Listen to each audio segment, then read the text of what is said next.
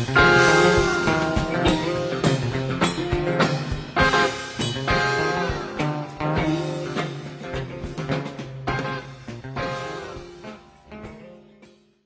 and welcome to this week's episode of the Help on the Way podcast. We are featuring March 3rd, 1987, from the Henry J. Kaiser Convention Center in beautiful and lovely Oakland, California.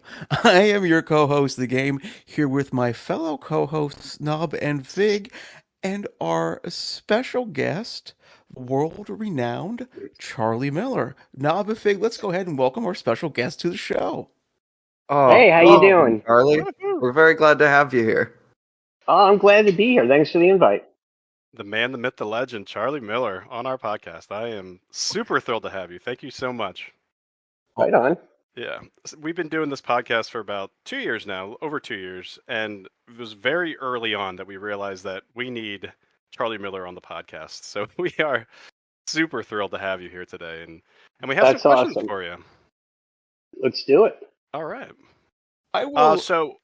Go ahead. I'll kick off the interview portion just because it's probably the easiest question of the bunch.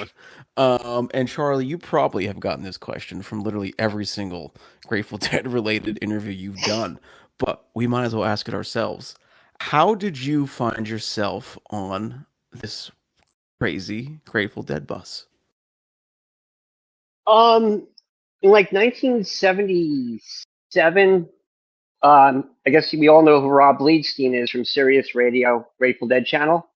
Mm-hmm. He went to school with my sister and me. He was in her grade, and he was at my house one day, and he was visiting, hanging out with a bunch of friends. And when he left a tape there. Actually, it was it was the King Biscuit Flower Hour from October 6, 1977. Wow. And it had the Terrapin from 3/20/77, and it had just been aired, and he was telling my sister about it, and he left it there, so I grabbed it and I listened to it, and that was my first time really listening to it. And I remember hearing Eyes of the World on the radio and Help Slip Franklin's. Now, you heard it on the radio as a single, or was it like a live? Yeah, it was. Yeah, Oh. no, like it's WLIR back in '76. I think they were playing. I remember hearing this on the car stereo driving around one day. My dad, he had it playing. Very interesting. And the other thing that really got me going is my friend literally forced me to listen to St. Stephen the 11 from Live Dead. He would not drive me back home until he played this for me. He's like, you can walk if you want, but it was too far. So I was like, man, really? And it was like 5 minutes into it. I really didn't get it at the time, but looking back at that, I'm kind of embarrassed to say that. But that was kind of it. Just the combination of those things. Rob Bleedstein just happened to leave that tape at my house. Right. Now, Nice. Do you have like a musical background? Like what is your how did you get into the more audio technical side of things? Just from your basic fandom.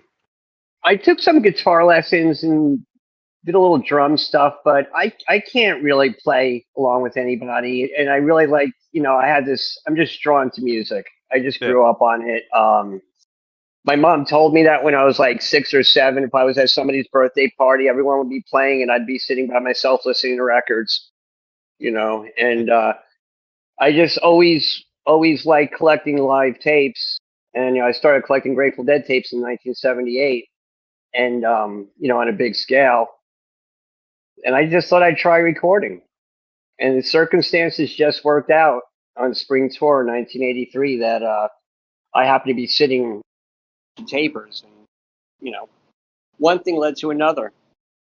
I ended up, just after recording a bunch of shows, you end up meeting the band's crew, and just things progress, and next thing you know, you're touring with them. So what was the culture like around the tapers at the time? Like, what was the vibe like? It was pretty cool because, not too long before I showed up, they were really coming down hard on tapers. Dan Healy told this story in an interview once that I was listening to with David Gans, and he said that one of the band's guests was at a show, and one of the tapers was giving the guest a really hard time over their seat because he wanted, no, I'm going to stay here. I'm taping. Screw you. Go sit somewhere else. And he didn't realize that the person was an actual guest of the band, a friend of the band that was trying to see the show. So when the band had heard about it, Dan Healy got upset and started telling security, don't let tapers in with their gear anymore. Just, I think this was mid 1981, and this went on for about most of the year, apparently. And when I showed up in '83, it was pretty easy. You just walk in with it, and you can do whatever you want. It was absolutely open. So it was kind of everybody was really happy and really chill because they didn't have to deal with the whole hassle of the security. Excuse me. And I showed up with the D6, and everybody was always willing to teach me whatever I needed to know or give me a patch. And I just asked a lot of questions. And so how long did it take before you became proficient in taping? From your first, few shows to when you really started liking the product? I honestly think the second recording I ever made is one of the best tapes I ever made in my life. Wow. It was the first night when Steven Still showed up at the Brendan Byrne. Sure. And we had the microphones. We were like right by the board. We were actually in front of the board because you can do that back then. Okay. And it was it just sounds amazing. It's just amazing recording it. There's more PA and music and full sound than there is ambient room. It's hard to believe, that it's just mics back by the board. It's a really good recording. And after that, I just was really shocked, at how good they can be. And that was a real changing point. Nice. And so then you would have been there as they introduced the tapers section. That was 84? That was 84. Yeah, I wasn't at the show. That was October 27th, 1984 in Berkeley. I was still taping sporadically, but not as much. I would show up more often without a deck, and at that point, I was taping a lot in '83, and I stopped a little bit, and I came back a few years later. And when I came back a few years later, I got my own microphones. I got a mixer, 4 microphones and a mixer, and a really nice stand. And it was a lot of fun then because that was next level, That's awesome. I had a question. So you tape for bands besides the Dead. You were just at some of the Fish shows at Dick's, as well as the Madison Square Garden run. I was there for the first 2 nights of the MSG shows. That was good. Yeah, very cool Wave of Hope. But I've promised my co-host that I'm not geeking out about Fish with you. Move along. It's in writing that I'm not allowed to geek out about Fish right now. You get one. Part of your contract. Yeah. You too, Charlie. You get 2. You're the guest. Yeah. I can't say the song title anymore, but you can say a second Fish song and we're good. Yeah. But would you find that there is a difference in the taper culture between, say, the Dead in the 80s or 90s compared to, say, Fish now? Absolutely, because with the Grateful Dead, everybody had their own microphone stand. And now with Fish, you got one microphone stand, and there's literally, 6 or 7 people with multiple mics clamped onto it. You got like 2 dozen microphones on a stand. And back with the Grateful Dead, as an example, at the Compton Terror shows in 1990, I gave, out of my patch bay, 35 patches. I followed the chain of cassette decks patched off my microphones, and there was 35 decks after my deck. Wow. And you go to a Fish show, and that doesn't happen due to digital technology. Everybody just comes and does their own thing. You don't really need to patch anymore. Everybody's coming with like 6 or whatever microphones and with their sound devices recorder. And I'm like one of the only people showing up to Fish with just 2 microphones right now, That's cool. That is cool.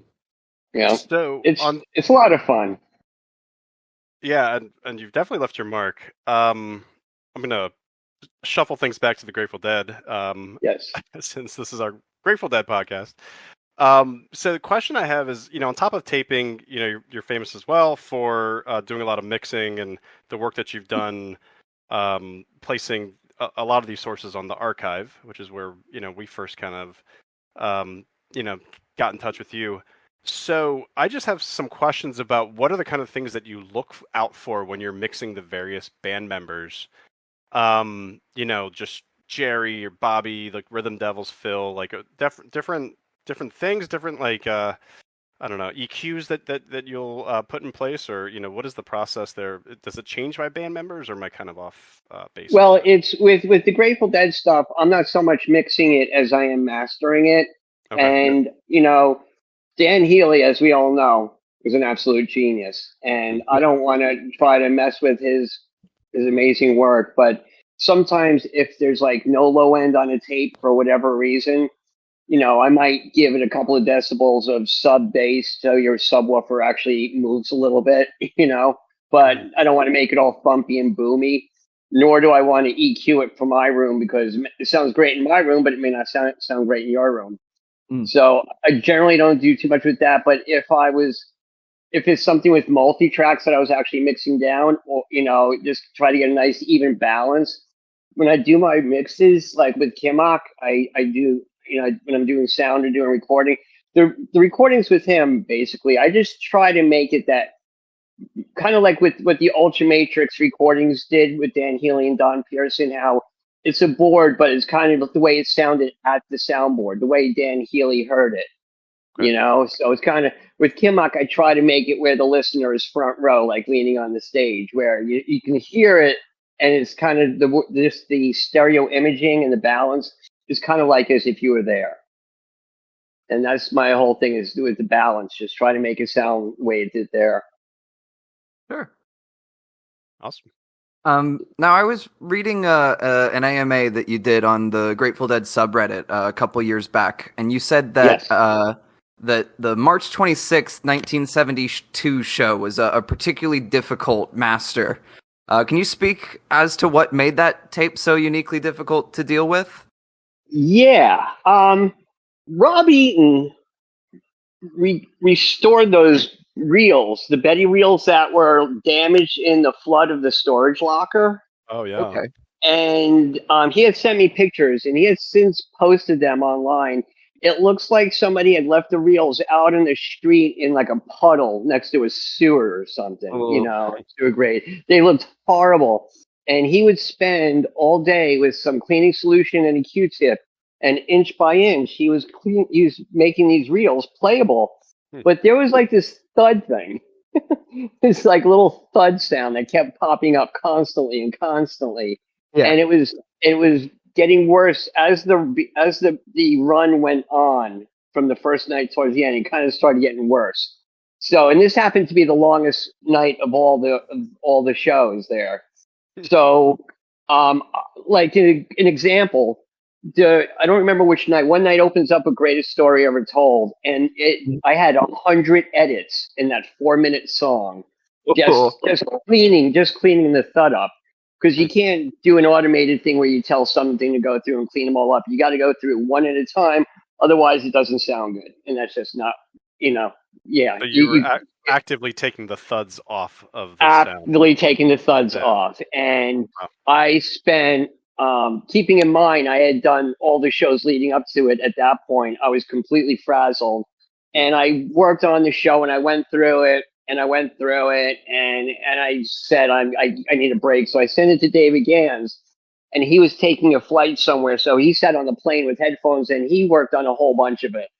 And then he sent it back to me. And I did a whole bunch more, sent it back. We just sent it back and forth. And eventually we got to the point where it's just like, okay, this is good enough. And keeping in mind, at the time, I wasn't allowed to share any of it. So we were just doing it because of what it was. Mm-hmm. And, as you notice, I think they put it out on a Dave's Picks, is it? They released it on something. But when they released it, I think they had the reels or something. I think Rob told me that when he recently, or in 2015, when he got all the Betty reels back, and there was a whole bunch of batches we didn't know about that he had gotten back, he said the new transfers he had done on the reels didn't have that thud problem as severe as the original transfers. just due to the restoration he had originally done on the tapes and over time, and plus he used Betty's Nagra to transfer them the second time, so he said it wasn't as bad. And if you notice, when they released a Dick's Picks, I think of, what was it, the 28th they released on the Dick's Picks. 5th, I think, is a Dick's Picks. Oh, the 25th, yeah. The reason they chose that night is that was the night with the least amount of problems. Huh. So, and because that is definitely not the best night. The 26th is by far the best night. In my opinion, I think 326 is probably the show of the year. It's magical. That's just my opinion. But, yeah, it just took a lot of work to get that one clean. And I think it was worth it. I think the whole thing was worth it. Well, I'm excited, not to spoil things for our listeners, but that is the show that we have randomly selected for next week, which is just funny that it's come up now. So stay tuned next week, dear listeners, and you can find out what you think about it. Wow. And that's Dave's Picks, I believe. Dave's Picks 14. Yes. Yeah, at the Academy of Music in New York. That's right. It's next week's show. And you're welcome to come back, Charlie, and we can talk about that next week. I'm more than happy to, man. I'll talk about that show all day long. I mean, there's so much to talk about. As a matter of fact, here's a little known fact for you. Okay. Every time I did one of my Grateful Dead dance parties, I would start it with the Mr. Charlie from that show. Nice. Ooh. Good call. I think it was that show. I'm pretty sure it was that one. Yeah, I'm pretty sure it was that one. Can you tell us in the audience what these Grateful Dead dance parties were? Well, before the pandemic hit and destroyed the music industry or the entertainment industry, I had gotten a bunch of stuff from either Raw or from various places, and I wasn't allowed to share it. And I said, "Can I play it for some friends?" And they said, "I can play it for friends as long as nobody gets a copy." And I said, "Can I play it for like a lot of friends at once?" And they said, "Sure." And I said, "How about like a big theater full of people with a big light show?" And they said, "Is there money involved?" I'm like, "Well, no, we're not. Nobody's getting the recordings. We're not trying. It's nothing like that." And they said, "Okay." So I was able to do it. I did one in a theater with the Allman Brothers projectionist. And that was pretty wild. I did a few in some clubs. I did a tour with David Gans over the summer a few years back, and he would do a set of he'd play his music. Then I'd come and I would do do my dance party thing, and it was kind of fun to do because I got to play a lot of stuff for people. And the thing is I thought people would be really excited to hear this stuff that they hadn't heard before, but from the feedback I got, they were more interested in hearing the versions that I would want to play. So I started making a playlist of the stuff that I thought was the best, like Shakedown from 12:31. Yeah, exactly. Just the stuff that's just like, buckle up, check this stuff out. You may not know about these versions of these songs, but right.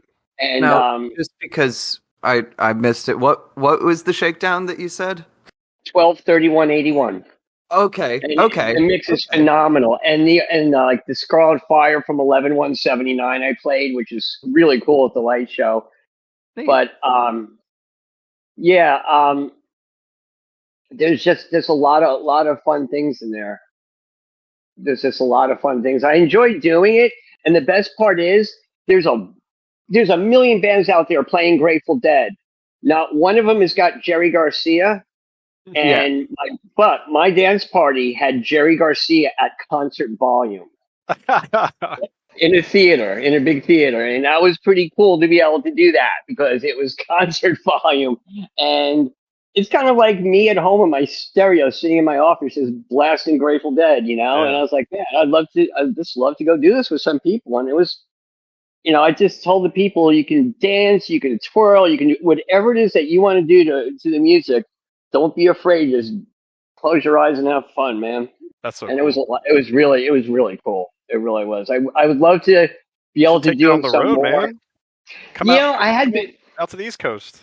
My booking agent retired, and that caused a little bit of a problem because then the pandemic hit. So right. It's kind of just not the same right now. But I would love to at some point. I did some festivals.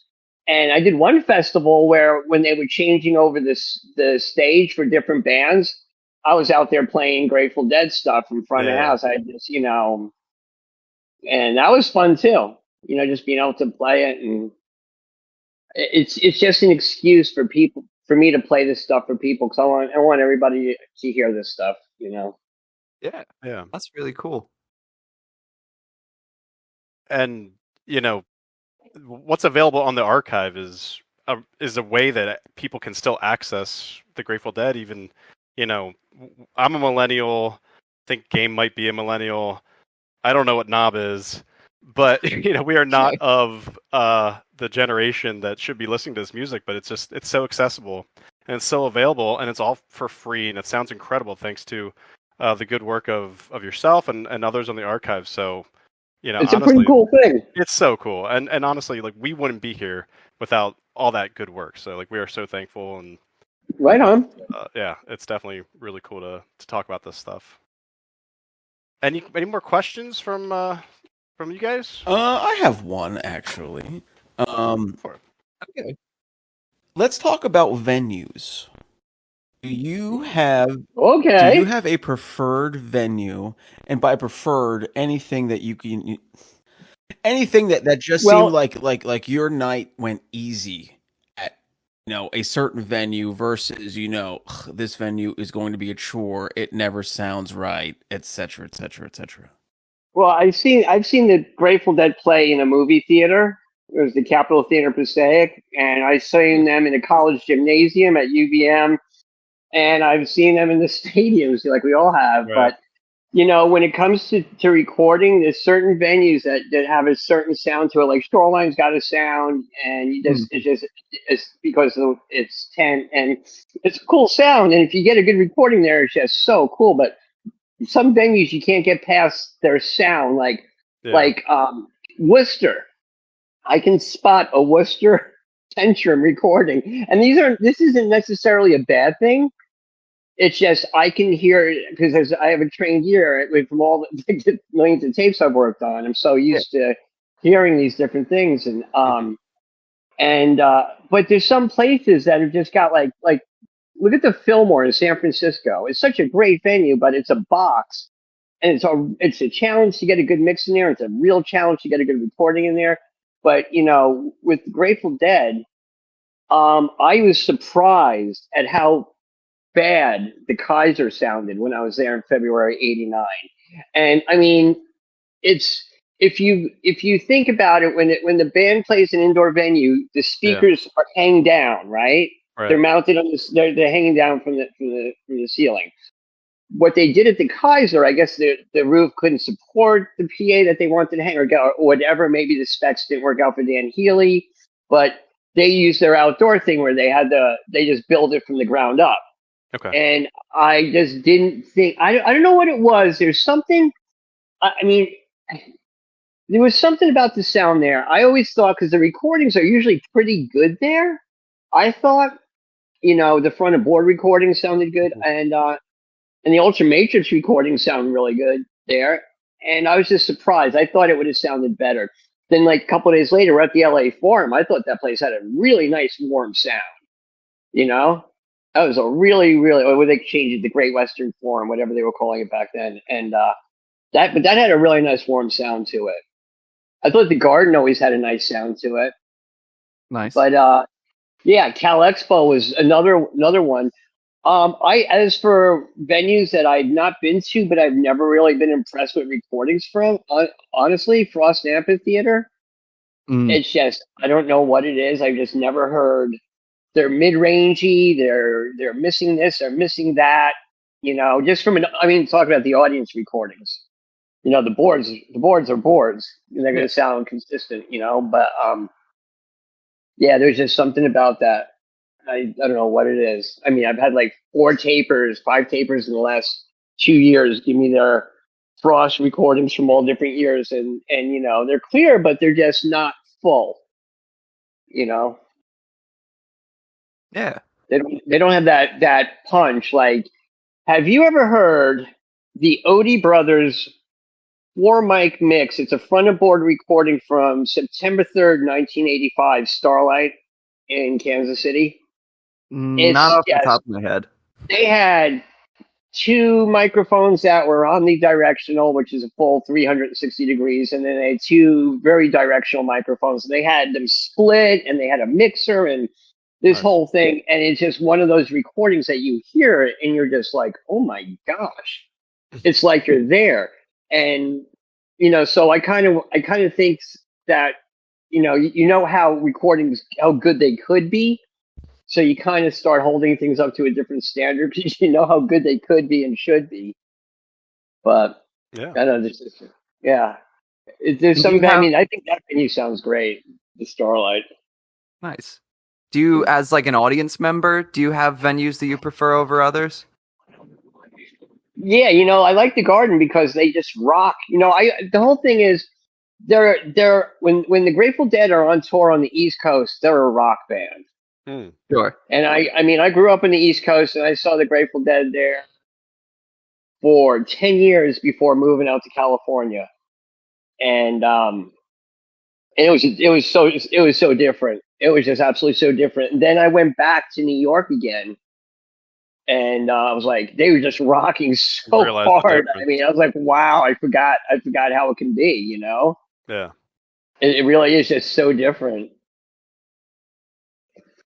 Well, I would argue that the show that we're listening to this week, March 3rd, 87, it was out in the Kaiser Convention Center in Oakland, but it was pretty damn rocking. It's a good show. Really good show.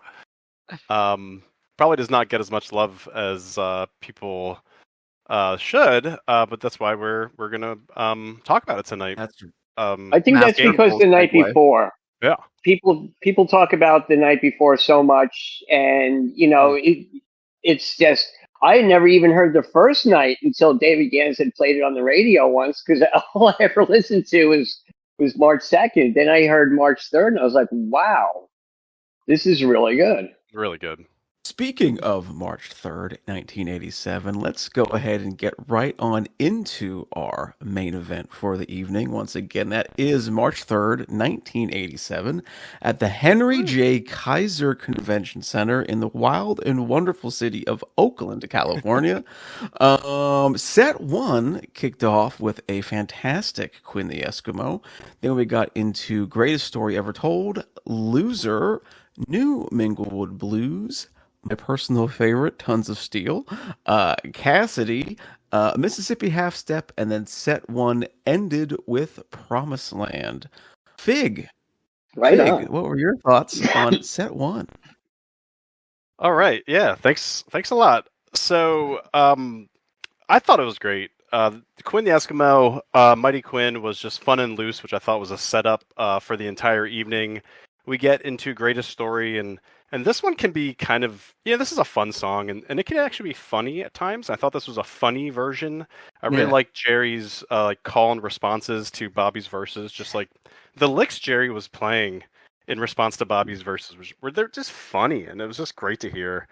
Loser, there was an excellent Jerry solo, but credit goes to all the musicians, especially Brent's Hammond B3 for accentuating what he's doing, and I liked Brent's solo on that. New Minglewood Blues, I wrote that this was an up-tempo bop. It was interesting. He said Oakland Phillies, which is, what he always says. This is what Bobby always says. Wherever he is, it's these Phillies. And it just took me on this weird baseball mind trip where I was like, well, the Philadelphia Athletics went to Oakland, and now he's saying Oakland Phillies, and in my own head that was funny. And clearly it wasn't. I'm going to keep going. That's a good. No, that's a good. You know what? That's pretty cool. I didn't catch that, but that's pretty cool. Yeah, I'm sure it wasn't intentional, but I'm a Philly guy, so like for me that was like, wait a second, Oakland Phillies doesn't make any sense. The band did a good job of playing past the solo. I thought all three soloists did great, but Jerry was ripping. Bobby's slide solo was mostly painless, which was actually, pretty good pretty good for the night.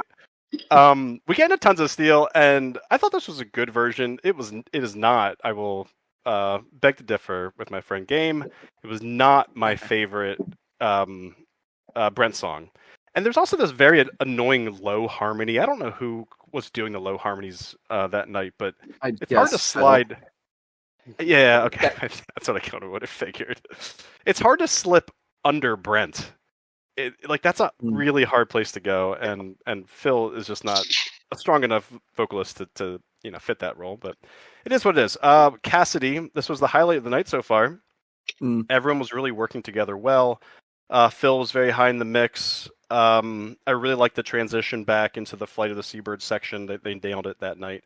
And then Half Step, really, really good version throughout. Jerry really propels things into the stratosphere with his solo.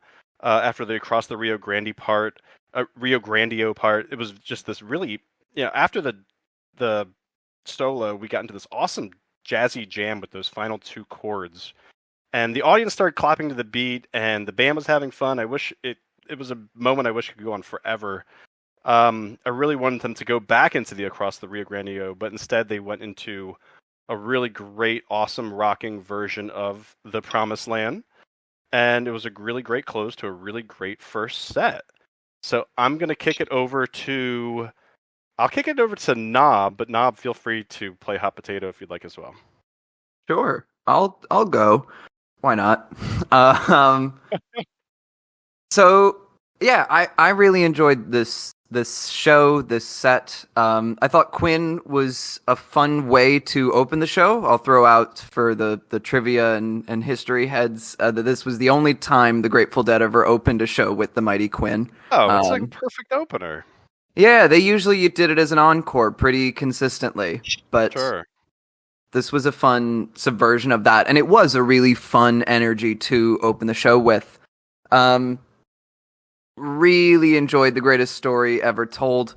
Some tight instrumental performances from the band. It's not my favorite Bobby vocal delivery of that song I've ever heard, but he does get more comfortable with it as the night goes on. I think it's just because his voice cracks on that first line, and that threw me. But as someone who sings high notes in a band, I have to I have to give him some sympathy there.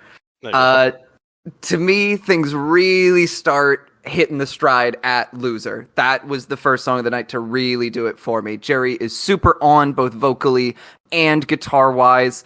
Jerry's solo is really nice, and the way that it's supported by the band is really cool. I especially love what the drummers are adding to this Loser.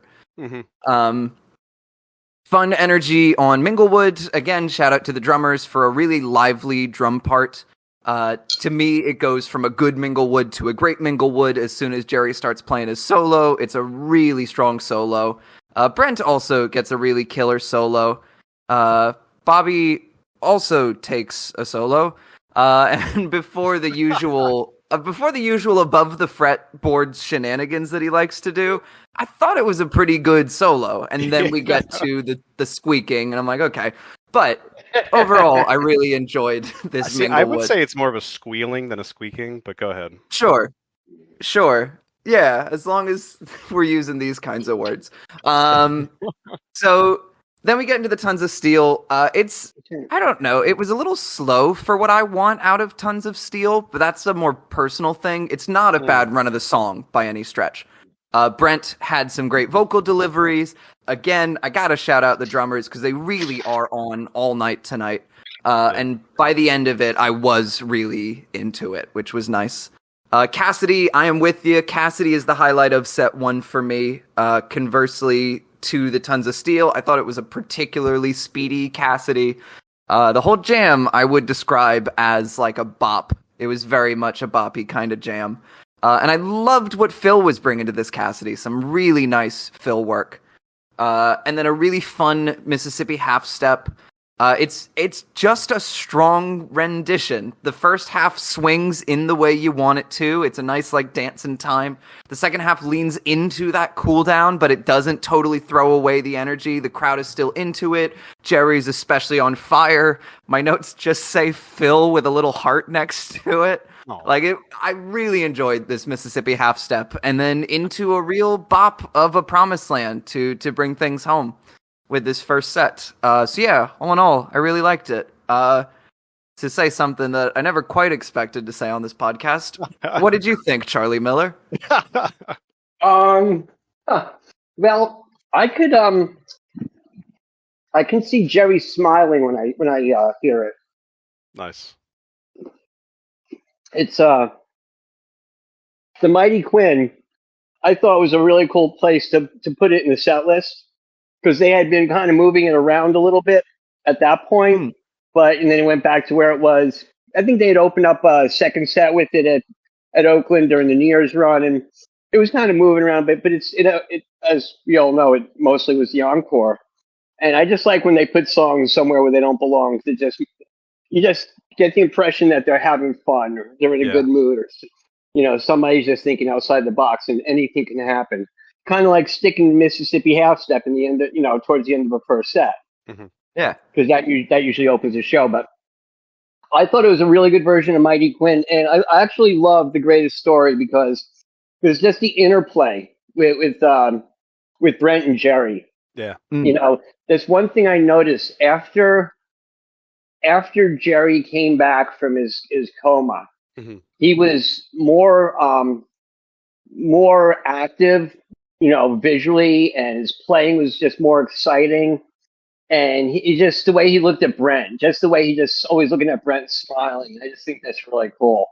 I too I do agree about Minglewood. It's one of my favorite tunes to see live. But when Bobby starts doing his thing past at the end of the neck, there, it is a bit much. Well, you're lucky we didn't get a rooster tonight. Yeah. Just the look on Jerry's face, it's when he's doing that stuff. But I do love Tons of Steel. Sometimes Brent and Phil can get that harmony thing working. More often they wouldn't, but I always thought it was a fun tune. Yeah. There's something about this whole night that it's got a really magical feel to it. But I do love the Loser. I also agree with what you guys were saying, how when they got to Loser, it kind of, things just seemed like it changed. It kind of stepped up a bit, it's like things really started to click, and it's just really good. Jerry seems really into it, like it's heartfelt. I do like Cassidy. I think the jam, it could have gone on a little bit longer, but it's kind of what they got is really good. Yeah. It seems like they're having fun, and everything has a fresh feel to it. I thought, just it was a new year, and I think these shows were going a lot better than the shows they had done a couple of months earlier or a month earlier, or whatever. And I really liked the playing. I love the half step. Just Jerry's voice and just his emotion. And Promised Land's it's Promised Land's Promised Land. It's always a fun rocking tune, but they seem to go a little bit extra. Do that just extra little bit and really bring it to the set to an end, and I like that. Yeah, awesome. Game. I will give my very overall general thoughts on set one. Quinn the Eskimo was great. I did enjoy Greatest Story. Loser was okay for me. New Minglewood was good. Whoa. When you what the hell are you talking about? And it was the high, like it really kicked off. I was like, it really kicked off during Quinn the Eskimo. We were already a couple songs into it. New Minglewood good. Tons of Steel. I'm a Brett fanboy, so whenever he's taking lead, that gets my ears. I enjoyed that. Cassidy good, Mississippi Half Step good, Promised Land good. Overall, just a real good set one. Set two, a little spoiler alert, has my favorite thing of this whole show, which would be. Can I guess? Is it Gimme Some Lovin'? Yeah, please don't say it's the Iko. No, it's got to be Gimme Some Lovin'. It is the Iko.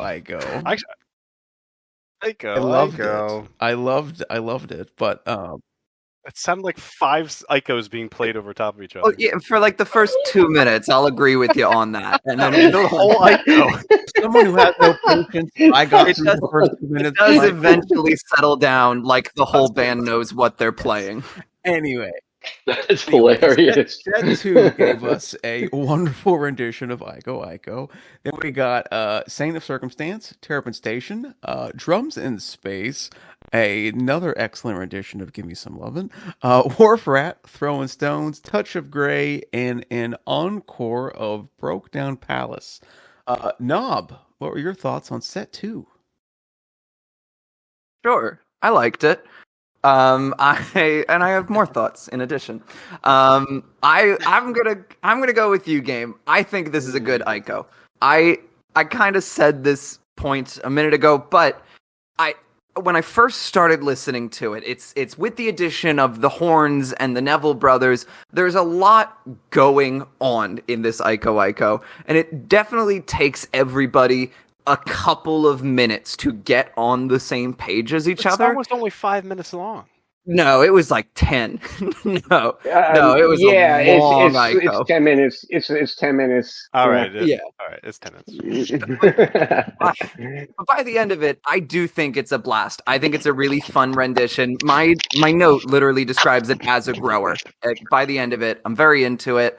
I'm not sure which Neville brother is singing some vocals on here, but it is really fun hearing him trade off lines with Jerry. You can just kind of hear the joy between the two of them as they kind of push each other to sing more and find more things within this song. I really enjoyed the Iko. A good sense of drive on Saint of Circumstance. There wasn't a lot that like really blew me away compared to some other songs tonight, but I really enjoyed the vocal interplay between Bobby and Brent, leading to Bobby yelling out just exactly what the fuck you gonna do, which was really And not the always crowd goes the energy wild. you get from saying, oh yeah, crowd went Yeah, nuts. That's so funny. All he has to do is drop an F-bomb, and the crowd's like, "Oh my god!" Oh yeah. Terrapin is fun. I found myself liking it a little bit less on the re-listen. First listen, I was like, this Terrapin is one of the highlights of the night. Second listen, I mellowed a little bit, but I do still really enjoy it. It especially gets cooking when we leave the Lady with a Fan section and get into the Terrapin Station section. The drummers, I know I keep saying this, but the drummers are on fire during Terrapin. They go nuts, and it is really cool to hear. Short drums, nothing really particularly notable besides a really clean transition into space, which I was impressed with. It was a very like delay effect heavy space. I described it as like spooky cave sounds. I don't know if that makes sense to anyone else, but it really just felt like we were spooking our way through this like dark, dank cave.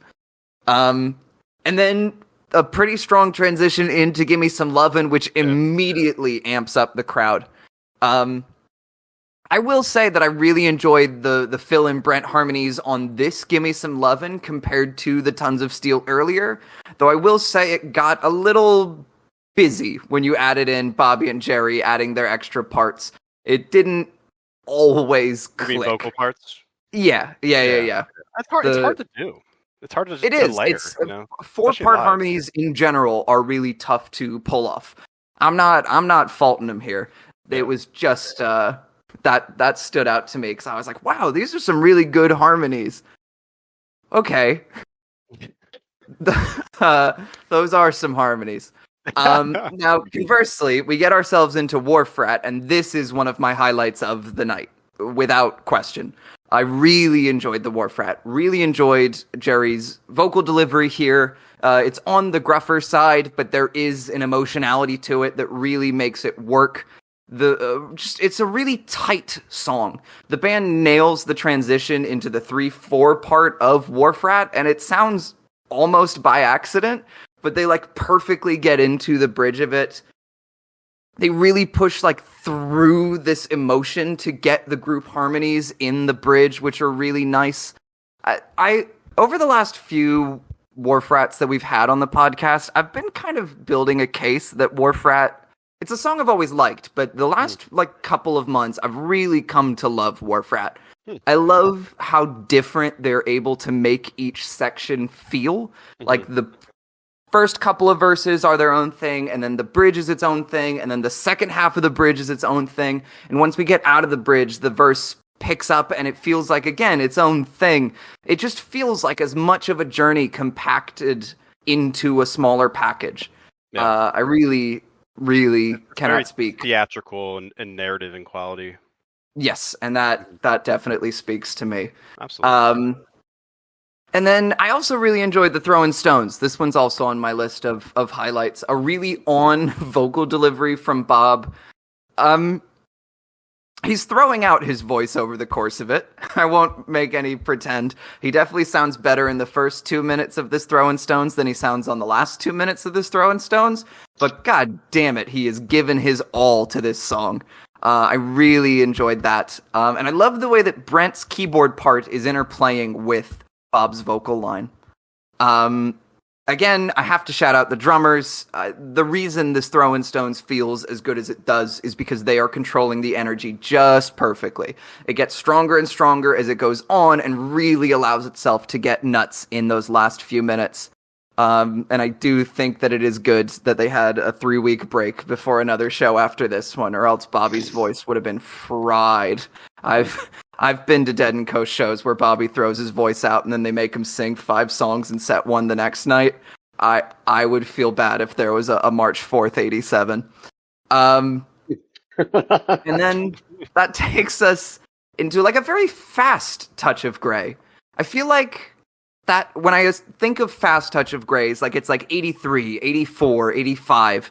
I feel like by 87, it's started to simmer down a little bit into the tempo that's closer to the like in the dark version of the song. But this very much still has that fast piss and vinegar energy that you get from those early touch of grays, and it really makes it work.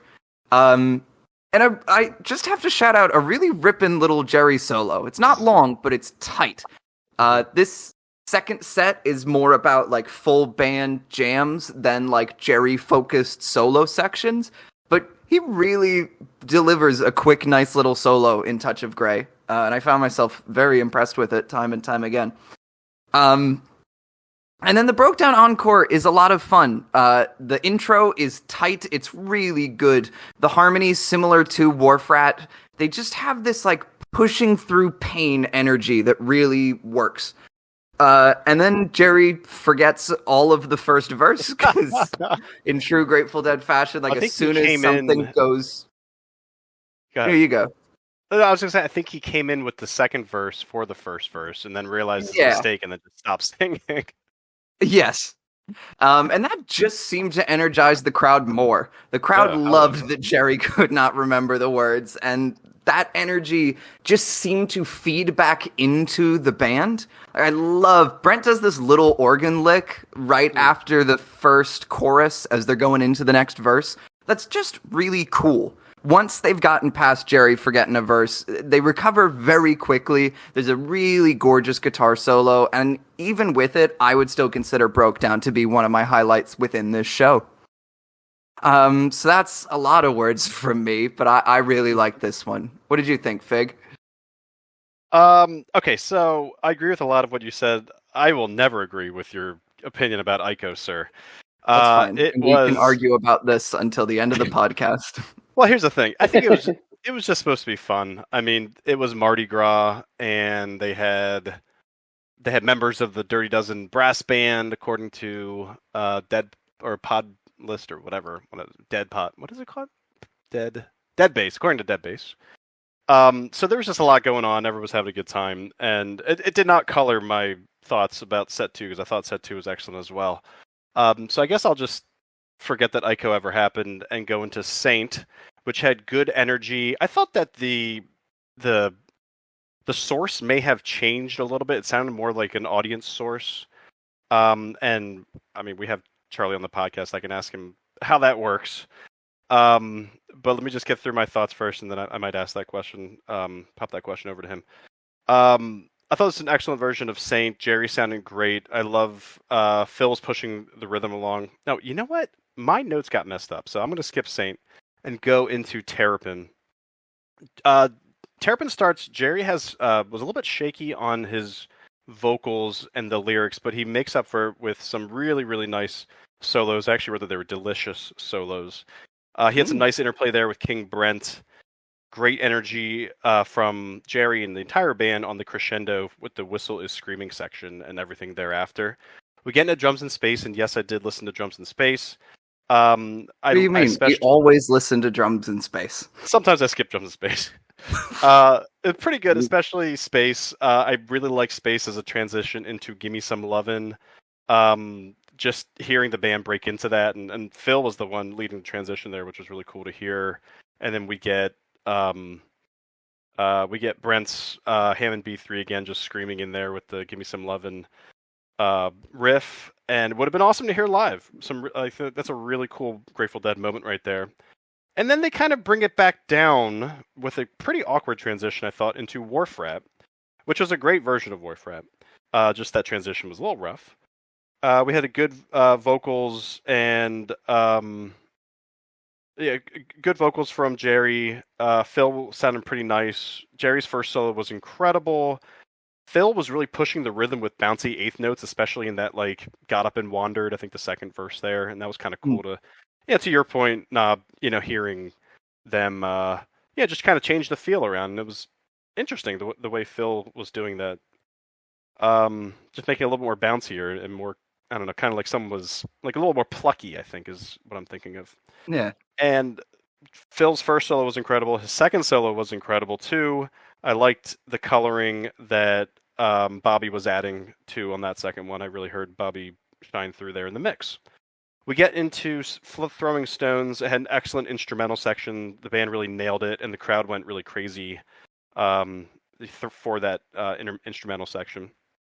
And Touch of Grey. So I have been looking for a really great touch of gray since really we started this podcast, and it's been tough. I think I mentioned this in the podcast a few episodes ago, but I think I found it. I think this version was excellent. Yeah, and I think it actually was true to the single in both tempo and feel and the rhythm.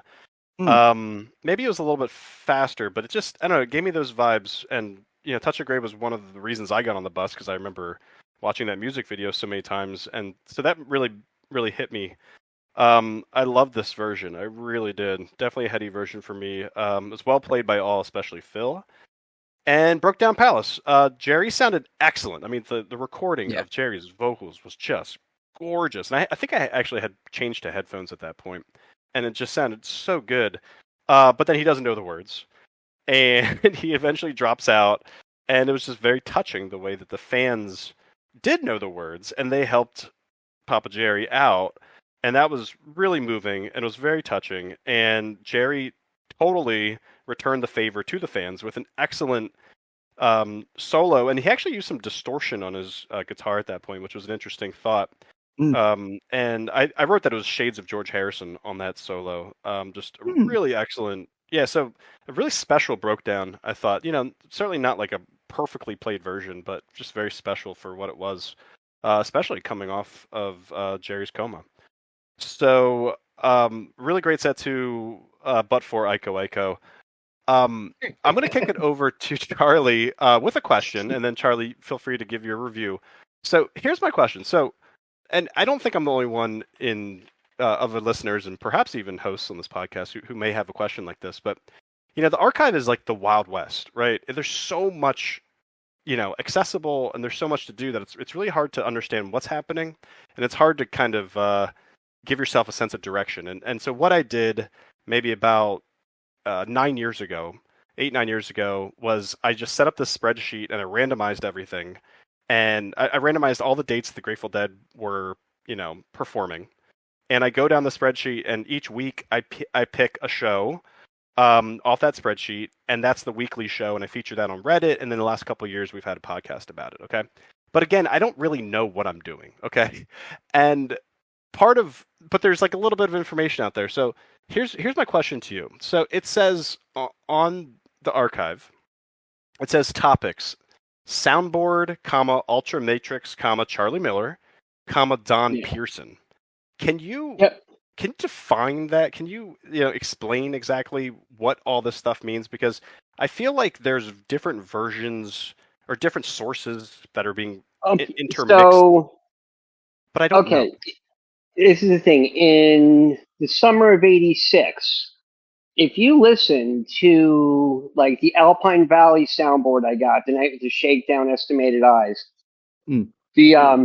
There's no Garcia in the mix. There's just none.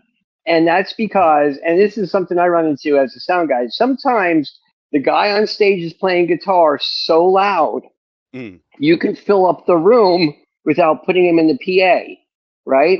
It's called sound reinforcement, okay? So the stuff that's amplified on the stage, the guitars, the bass, the organ's got the Leslie, and some keyboards have some amps on there. The drums are loud, but you got things like an electric piano or vocals. Those aren't amplified, so those are the things that you really need to turn up louder in the PA. The stuff that like Phil is coming through the subs, and so it's just a matter of.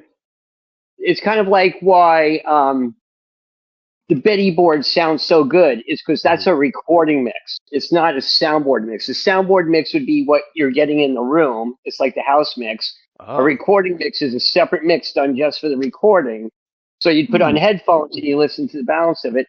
And what they started doing is they started like what they do for FM broadcasts is essentially an Ultramatrix where they have a stereo mic or mics out by the soundboard, and you mix it with the board feed to make it sound kind of like the live FM broadcast. You know what I mean? Like that live sound, or to make it sound. Or Dan Healy said it's supposed to sound like what he's hearing.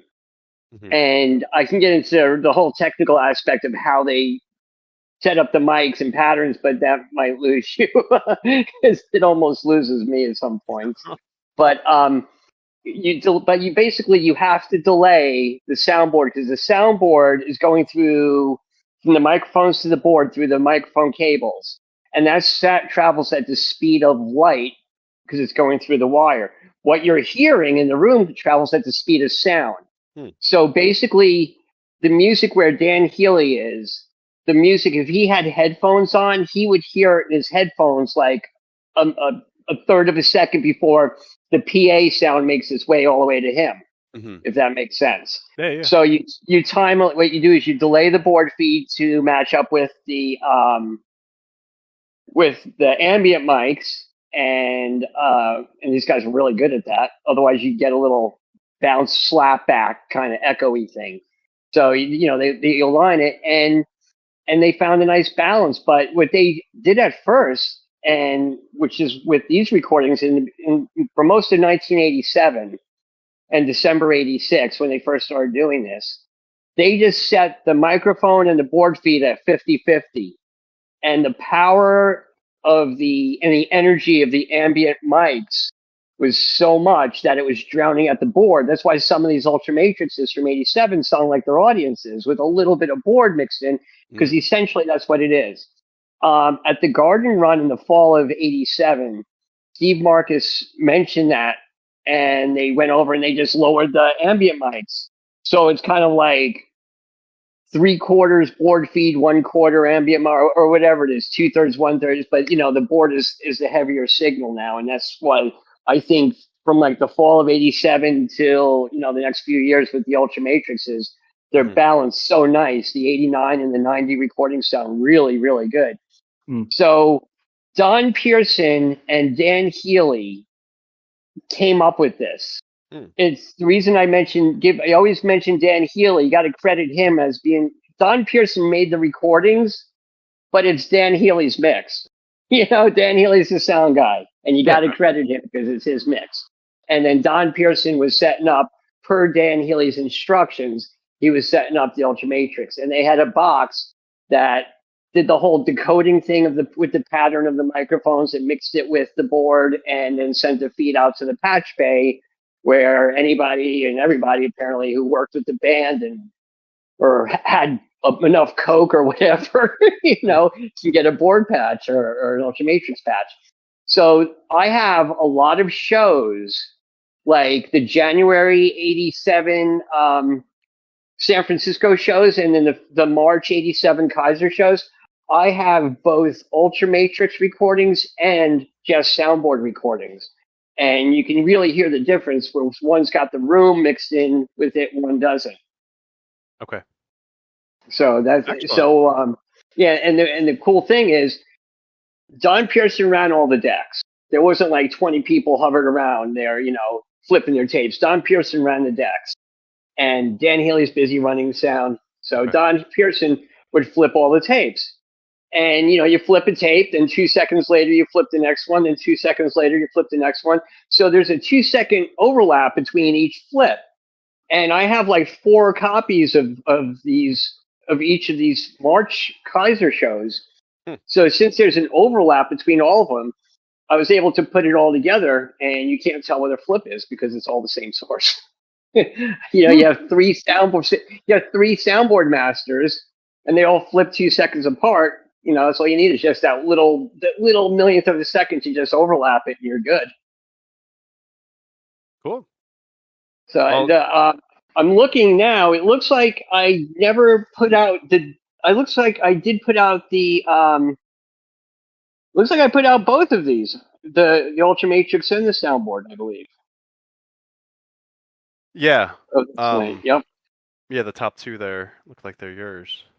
Yeah, soundboard. Yeah, this is the soundboard. That first one was Joni Walker's. That was Joni Walker's masters, and then I got Don Pearson's, and then so many of them. There's just so many recordings from these shows. After they came back from Jerry's coma in December '86, they started running an insane amount of decks off the board. I mean, just everything changed. And, it used to be that Don Pearson would have a recording, and after the show, one of the band members would be like, oh, hey, you got a tape, and he'd end up having to give it to them. So they started running multiple decks because people were, in the band and the crew were really interested. Yeah. But there's one thing I should point out. I'm looking at Dead Bass, and I'm looking at my recording. My recording says it's got the Neville Brothers, and according to Dead Bass, it's Dirty Dozen Brass Band, not the Neville Brothers. I did see Neville Brothers somewhere, though. I've seen Neville Brothers listed somewhere, too. Yeah. So I don't know. As I was not there, I do not know. But one thing I think is kind of interesting that about the second set, which we look at the set list, and when I see set lists, I see patterns, and I know set lists. I mean, I can hear a recording and just tell you the set list of the show without looking at it. Mm-hmm. But this was only the 4th time that Throwing Stones had gone into Touch of Grey. Oh, wow. And which is interesting because they didn't do it that much. It was either Love Light or Not Fade Away, or it was just they kind of had a routine there. But this is one of the few times. I think that's kind of cool. Very cool. I think there's something about Jerry's energy this set, and I agree about the drummers and Terrapin. I think people tend to forget just how much power and energy Mickey brought to the table. Yeah.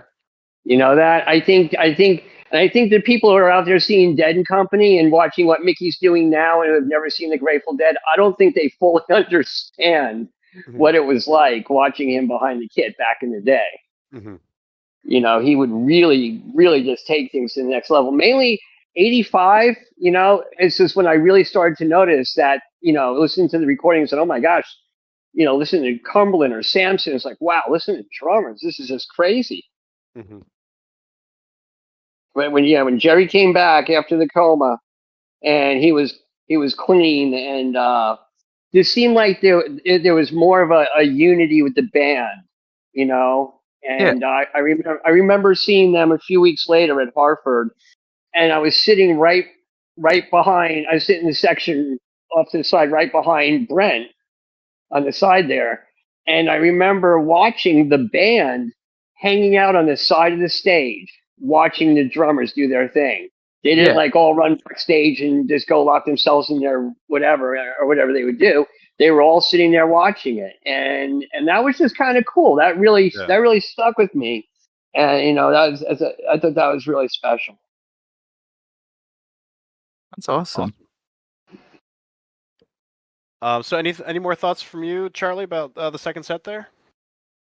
I'm not going near that Iko. I'm staying out of that one.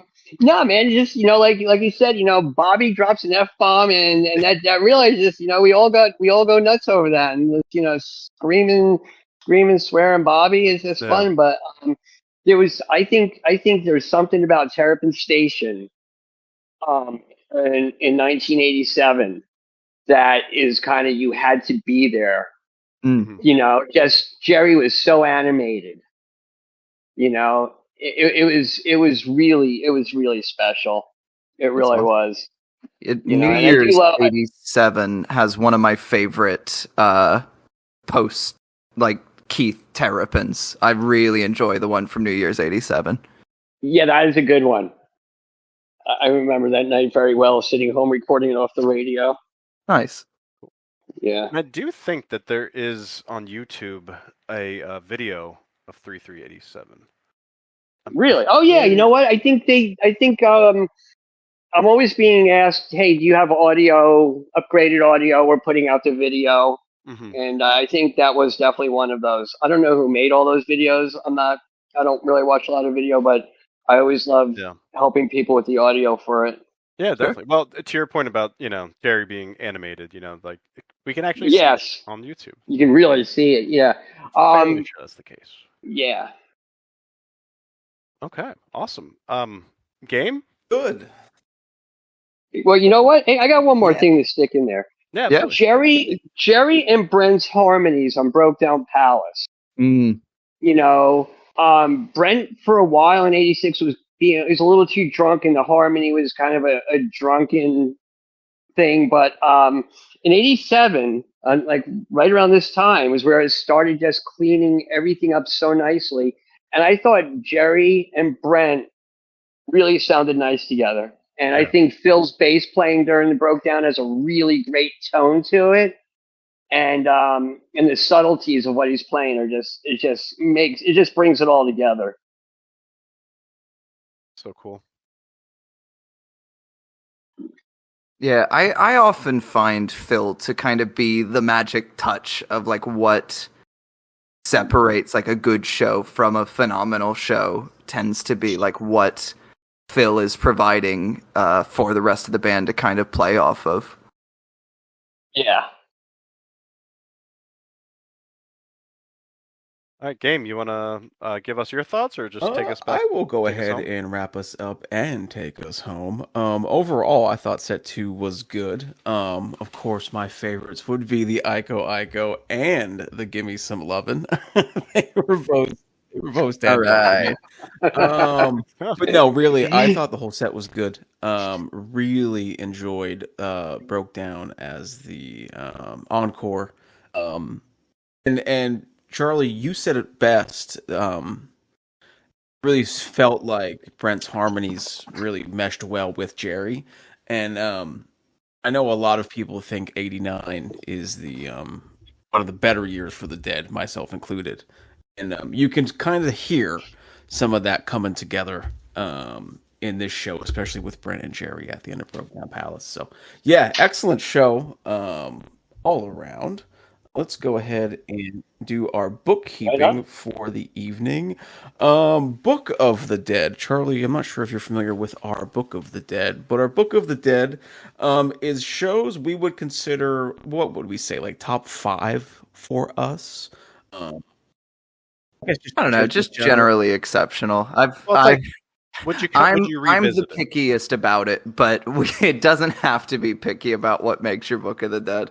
Yeah, because everything's digital these days and nothing's printed out, so Yeah. Yeah, it's a doesn't PDF matter how of long the it Dead. is. I Google will Doc of the Dead. start the Yeah. Book of the Dead, and I'm actually going to Social say media. yes to this one. Kind of hard for me to Alright. find any flaws for my musical taste. So yeah, it's a yes for me. But Book of the Dead, yes or no? Yeah, I'm generally the pickiest. I've received hate mail over choices before, but I haven't actually, but I think it's fun to pretend. But no, I like you honestly like I kept thinking about this because I was like, would I put this Book of the Dead? Would I put this Book of the Dead? But truly, like Game said, I really can't find fault with this one. There's truly no moment that loses me, and so I think that this has to make my Book of the Dead. So I'm gonna echo, except for Iko, which And kind you're of allowed to is be some wrong about wordplay. that. Well, I would just ask if this is not sacrilege for a game to just take out the beginning of set 2, and then it would No. certainly This make show my has Book of the Dead. this show No. has made my Book of the Dead, and this Iko has made my Book of the Ikos. Just saying. Yeah, if anything, my I'm God. underlining the Iko on this one. Wow, I've been outvoted. And I felt this But- strongly about it before we've started recording, but I do think that your dislike of it has only emboldened me. Well, I'm glad I could. I'm glad I could help you there. But we still have Charlie to go. But frequent listeners will know that if all three of the co-hosts agree that the show does make a Book of the Dead, instead of playing one set game, We will be finish playing the off. complete show of March 3rd, 1987. Except for Iko Iko. No, And not only you will I gotta be include it. including Iko, I will also include a secondary Iko after the encore Brokedown Palace, so you get to hear it not Second? only once but twice. You get your Iko rock block. Charlie Miller, would this be one that makes your Book of the Dead? Absolutely. All right. Absolutely. I mean, just for the Wharf Rat, the just that soulfulness Jerry's got, and how do you follow up 3-2-87? And I think they did a really, really strong attempt, and I think they accomplished it. I think they did the job, man. They went there. People definitely got their money's worth at this show, Oh yeah, and then some. and then some. We will Yeah. not go into the which set voting since this show has made our Book of the Dead. We will move right into the show MVP voting. And I think I'm just going to kick it off again. I'm going to go with Brent. It's just because give me some Lovin. We got tons of steel. And we had killer harmonies with Jerry and Brokedown. That's 3 for 3 for me. King Brent is my MVP. Big, who's your show MVP? I think it's Jerry, but I'm gonna say Phil, just because it's too easy to say Jerry. I mean, this was a really great Jerry night, but I really like what Phil was doing throughout. I did mention him a bunch of times, and maybe it was the mix, or maybe it was just both the mix and his playing. But Phil really shined tonight, so I'm gonna give it to Phil. Dob, show MVP. Yeah, I basically spoiled this through all of the things that I said during the show, but it's the drummers for me. It is very much the whole band is on. It is a great night from Jerry. It is a great night from Phil. It is a great night from Brent. But throughout, I just found myself going, God damn, those drummers are killing it. So good. I have to give it to the Rhythm Devils. Nice, Mr. Charlie. Very nice, very good. Yeah. I think, personally, I think that the MVP is Mickey, because I know the drummers play as one unit, and I think that Mickey is really inspiring Billy to go that little bit further, and once again that jam in Terrapin, and like towards the end of Terrapin, just that whole build up. I just think Mickey's like that the whole night. It's kind of, I just think they're all so happy to be back with Jerry being okay. Yeah. And I just think Mickey's just that, I've never, ever given Mickey an MVP before, and I think this night he gets it. All right. Nice. We did have one Reddit comment this week on this show from old faithful Feisty Passenger 9158. And old Feisty let us know that this I feel like all of your favorite shows game really have do. a They feisty really do. passenger. Feisty Passenger has let us Ding, know ding. that this show provides them with such fun memories. So yes, Feisty Passenger, I agree. This was a killer show. Next week, as Nob awesome. mentioned at the start of the show, we are featuring what some may say is the best show of 1972, and what Charlie Miller thinks is the hardest show to master. 3/26, 1972, the Academy of Music in New York, New York. This was a beautiful Sunday. I'm guessing it was a beautiful Sunday in March. I don't know the weather back then. This was also featured on Dave's Picks 14. And truthfully, this just looks like a stellar and long 1972 set list. Oh yeah, I'm It's so the show of excited. the year. It is. Prove me wrong. It's the Yeah, show of the year. I'm excited to listen to what I can only assume to be a 20-minute good lovin' and to be a staunch defender of it. Can't wait to come in here next week and be like, I was done with it 4 minutes in. And 14 minutes before it If we ended. do get a Oh, yeah, we get a Mr. Charlie. I Look at think we that. pretty yeah, much get their entire Yeah. catalog from 1972 in the show next week. it's these But are not mad at it Fair. yeah. because it's all good. So looking forward. Um, Yeah. as always, Looking forward to please it, go yeah. ahead and smash that subscribe button and like and share with any and all of your Grateful Dead loving friends and family. Of course, you may find us at wherever podcasts are downloaded. However, if you happen to use a service that would loosely rhyme with Jason and the Argonaut Phi, I definitely said that last word. I said that wrong, but it works. I'll give it to you. I'll If you would happen to use a close service that enough. once again rhymes with Jason and the Argonaut, Phi, here we go. Argonaut Yeah, Phi. there you go. Oh, Argonautify. I wish we had the yeah. I wish we had the soundboard and could do the clapping sound effects. Add one for yourself You in will post. not working on find it, us I'm on working on that it. service. However, you will find us on the majority of other podcast platforms. As always, if you do like to download or listen to your podcast the old-fashioned way, you may do that at helponthewaypod.podbean.com. If you would like to communicate with us via email, please feel free to do so at helponthewaypod@gmail.com. And of course, you may always communicate with us on Reddit at reddit.com/r/Grateful Dead. Any parting words for Knob, Fig, or Mr. Charlie?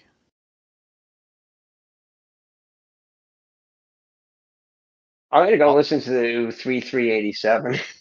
It was a fantastic show. It's Oh a yeah. fan. I mean, I've been I might listening listen to to it all week. 3287.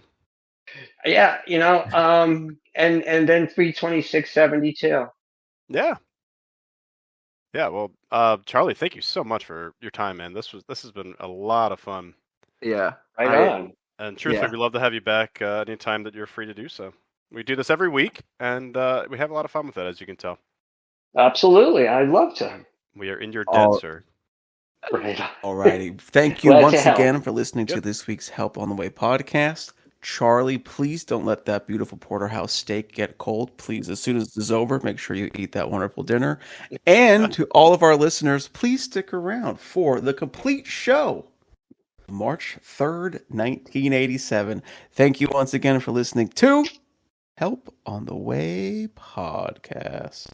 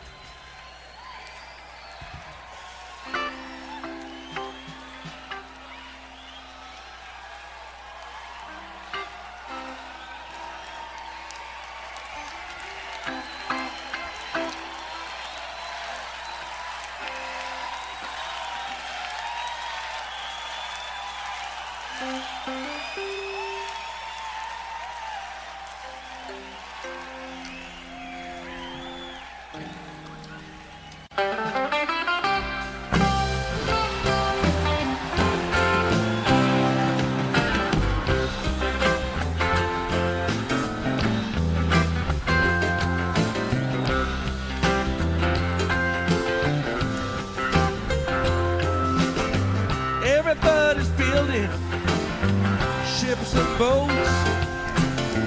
Some are building monuments, some are jotting down notes. Everybody's in despair, every girl and boy. When the Eskimo gets here, everybody's gonna jump for joy. Come on without, come on within. You'll not see nothing like a Mighty Quinn. Come on without, come on within. You'll not see nothing like a Mighty Quinn.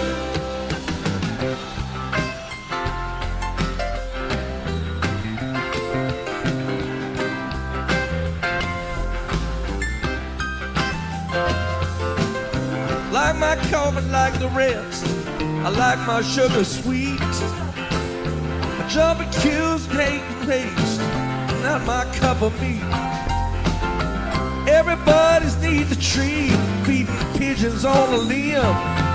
When the Eskimo gets here, every pigeon's gonna run to him. Come on without, come on within. You'll not see nothing like a Mighty Quinn. Come on without, come on within. You'll not see nothing like a Mighty Quinn.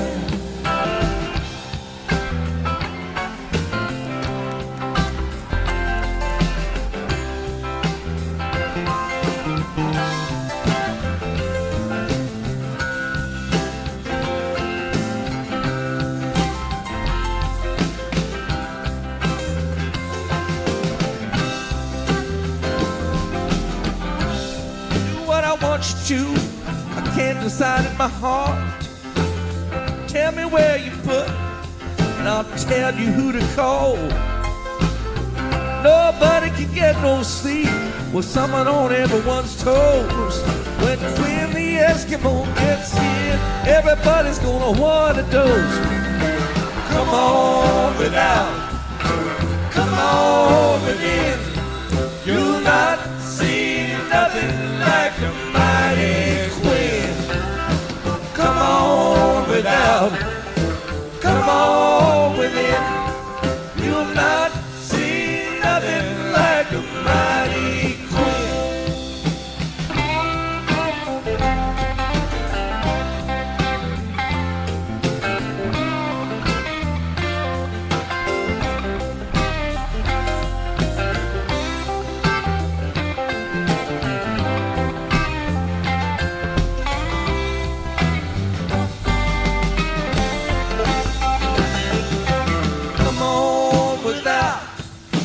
Come on within. You'll not see nothing like the Mighty Quinn. Come on without, come on within. You'll not see nothing like the Mighty Quinn. Come on without, come on within. You'll not see nothing like the Mighty Quinn. Come on without, come on within. You'll not see nothing like the Mighty Quinn.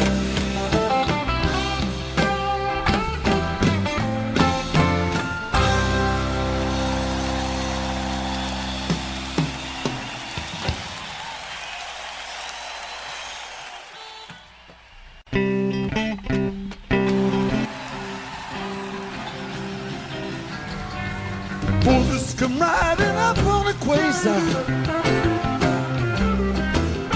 Spurs was jingling, door was ajar. His buckle was silver, his manner was bold. I asked him to come on in out of the cold. His brain was boiling, his reason was fit. Nothing is borrowed, nothing is lent. He asked me for mercy, I gave him a gun. Now in the These things just got to be done. Abraham and Isaac sitting on a fence. Get back to work if you had that sense. You know the one thing we need is a left-handed monkey wrench.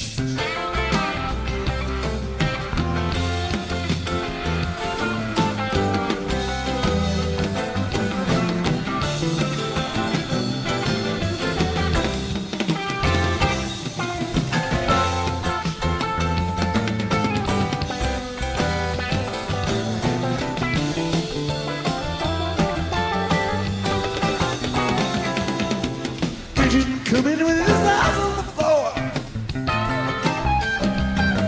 Since you ain't got a hinge, you can't close the door. Moses, 7'6'10". Since you can't close the door when the walls caved in. He asked me for water, I poured him some wine. We finished the bottle and broke into mine. You get what you come for, ready to go. And it's a 1 in 10,000 that come for the show. Abraham and Isaac digging on a well. Mama can quit with the water when she fell. Cool, clear water where you can't even tell.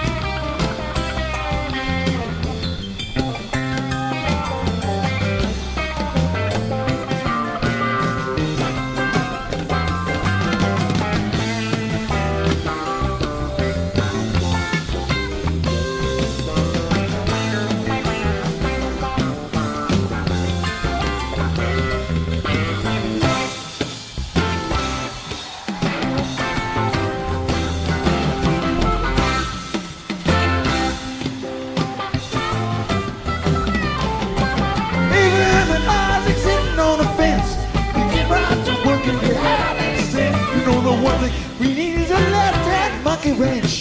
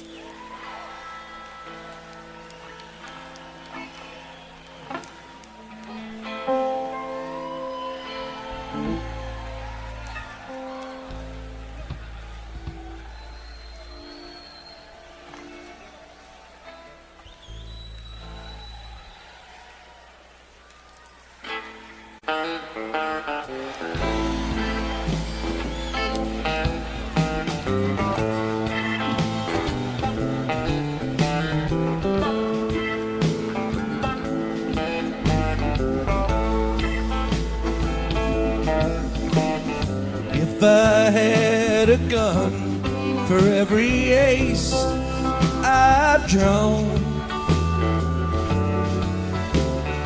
I could arm a town the size of Abilene. Don't you push me, baby, 'cause I'm moaning low.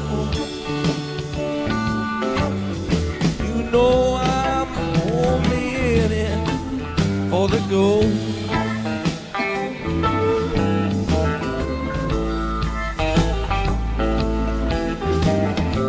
All that I am asking for is 10 gold dollars. I can pay you back with one good hand. You can look around about the wide world over. You'll never find another honest man.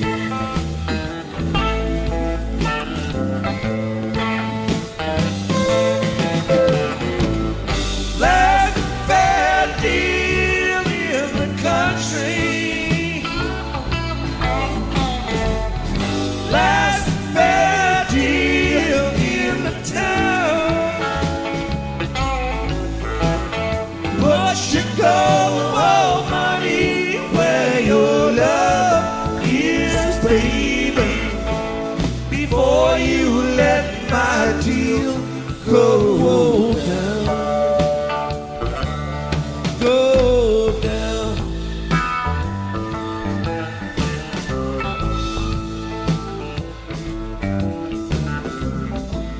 Hush me, baby, 'cause I'm mourning low. Well, I know a little something you won't never know.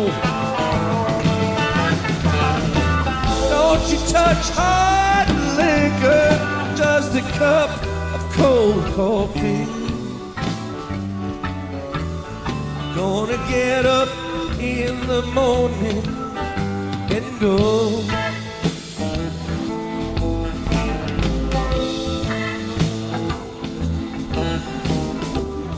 Everybody's praying and drinking that wine. I can tell the queen of diamonds by the way she shines. Come to daddy on an inside street. Well, I've got no chance of losing this time. Well, I've got no chance of losing this time. Well, I've got no chance of losing this time.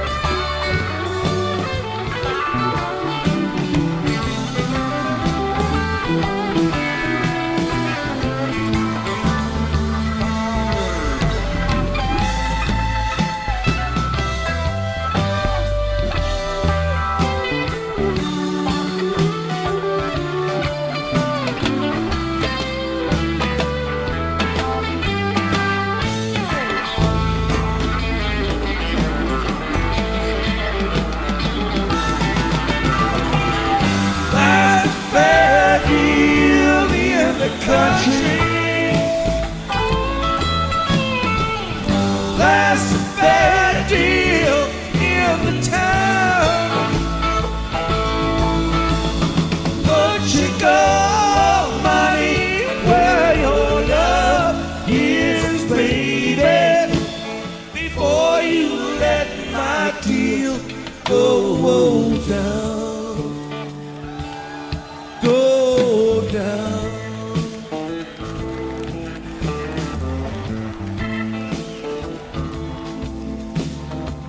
Everybody's praying, drinking that wine. I could tell the Queen of Diamonds by the way she shines. Come to Daddy on the inside street. I've got no chance of losing this time. Well, I've got no chance of losing this time. Well, I've got no chance of losing this time.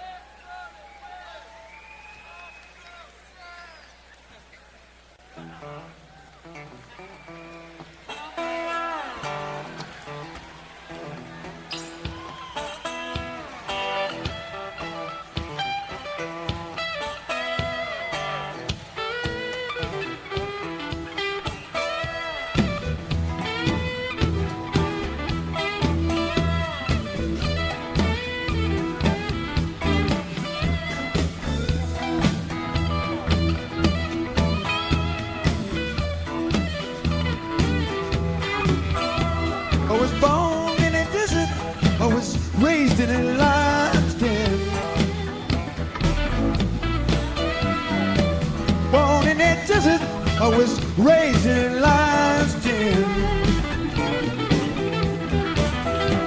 Well, my number one occupation, stealing women from their other men. I'm a woman made in Texas, bust to jail and I'm gone for good. Woman man in Texas, bust to jail and I'm gone for good. Sure couldn't catch me now, but the little girl sure was sure. You know she was sure.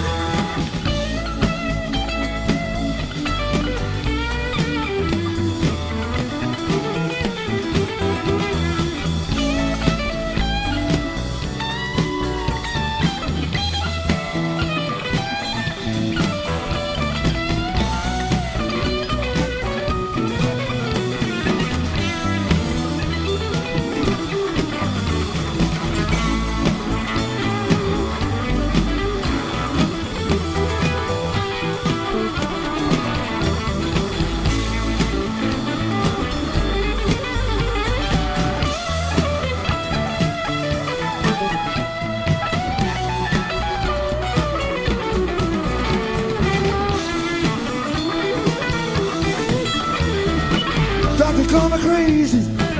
Some says I am, some says I am. Doctor call me crazy. Some says I am, some says I am. Preacher man call me sinner, but his little girl call me a saint. Couple shots of whiskey, women round here start looking good. Couple shots of whiskey, looking very strong looking girl. Couple more shots of whiskey, I'm going down to Minglewood.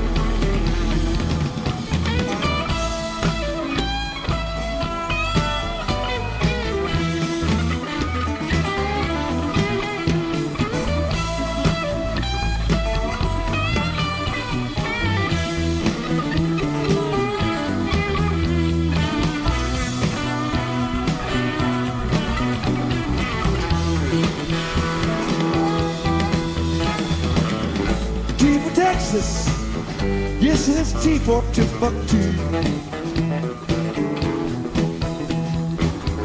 T for Texas, yes, and it's T for Timbuktu.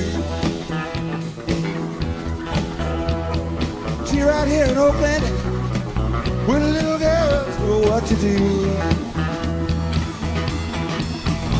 I was born in a desert, I was raised in a lion's den. Born in a desert, I was raised in a lion's den. Well, my number one occupation, stealing women from their other men. Well, I'll do it again. You know, my number one occupation, stealing women from their other men.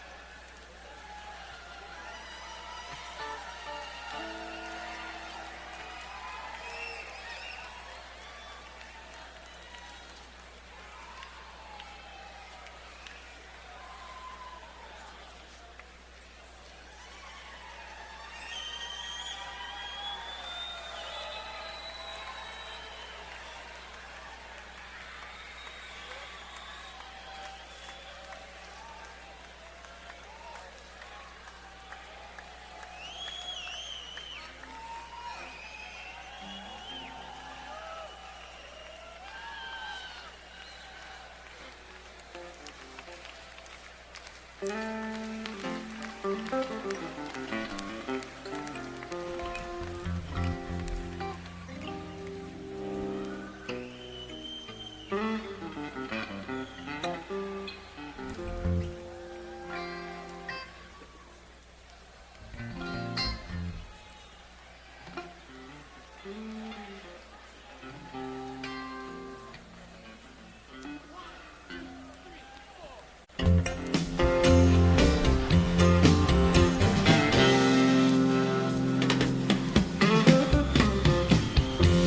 know these rails were on, like I know my lady smile.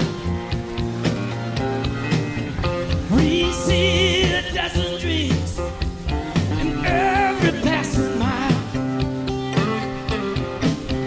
Can't begin to count the trips she and I have made. But I wish I had $1 for each time we both been down this grade. 900,000 tons of steel made to roll. But bricks don't work in this grade so steep. Her engine sure to blow. 900,000 tons of steel out of control. She's more a roller coaster than the train I used to know.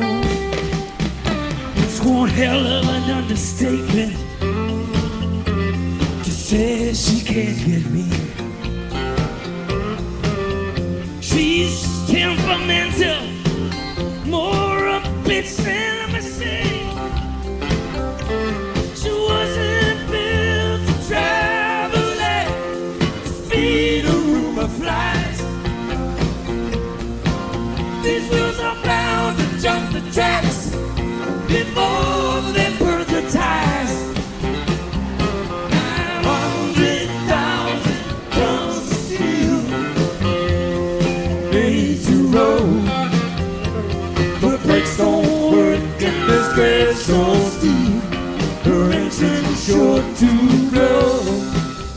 900,000 tons of steel out of control. She's more a roller coaster than the train I used to know.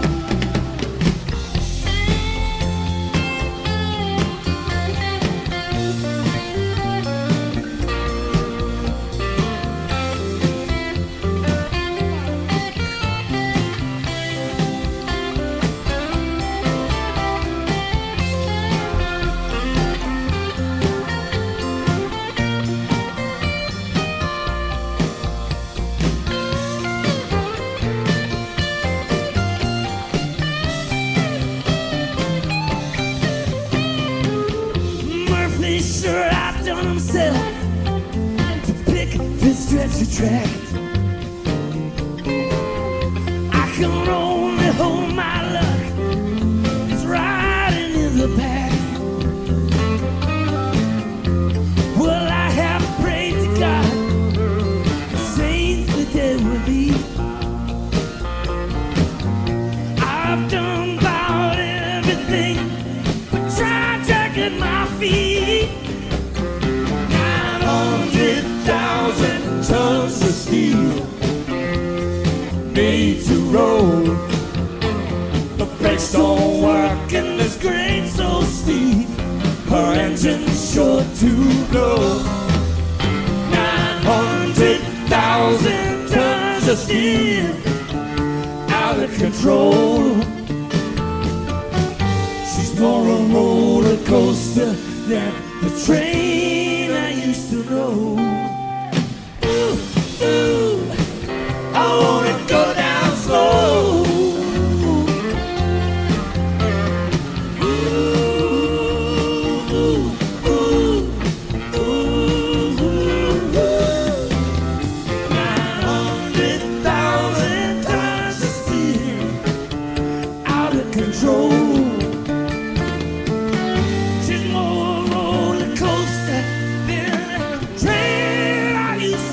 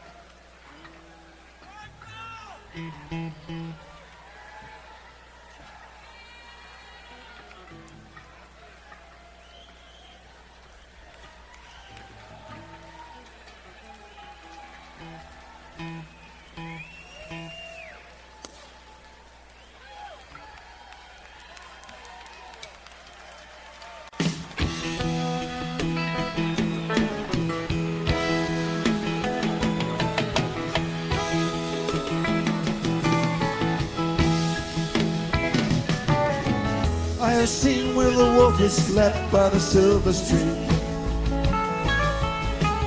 I can tell by the mark he left you in his dream. Come watch the night time. My child of countless trees. What you are, what you're meant to be. Speaks his name, but you were born to me. Born to me, Cassidy.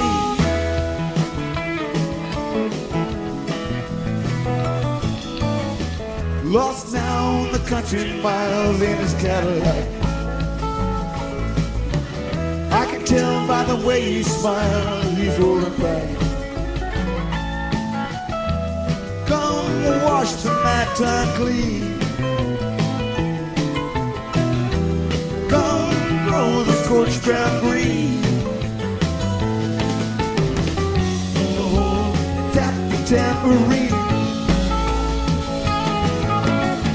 Close the gap of the dark years in between you and me, Cassidy.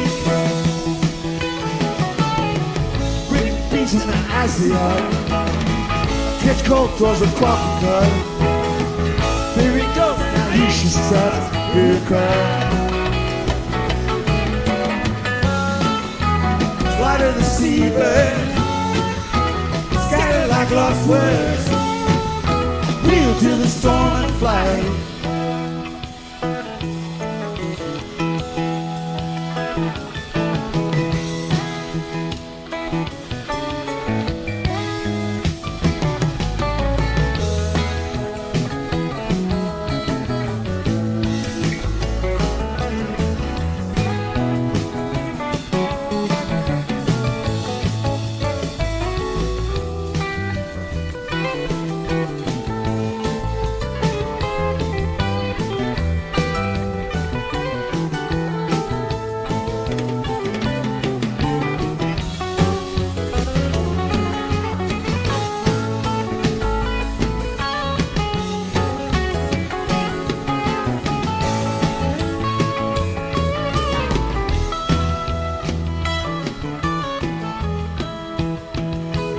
Fare thee well, let your life proceed by its own design. Nothing to tell, let the words be yours, I am done with mine. Fare thee well, let your life proceed by its own design. Nothing to tell, let the words be yours, I am done with mine.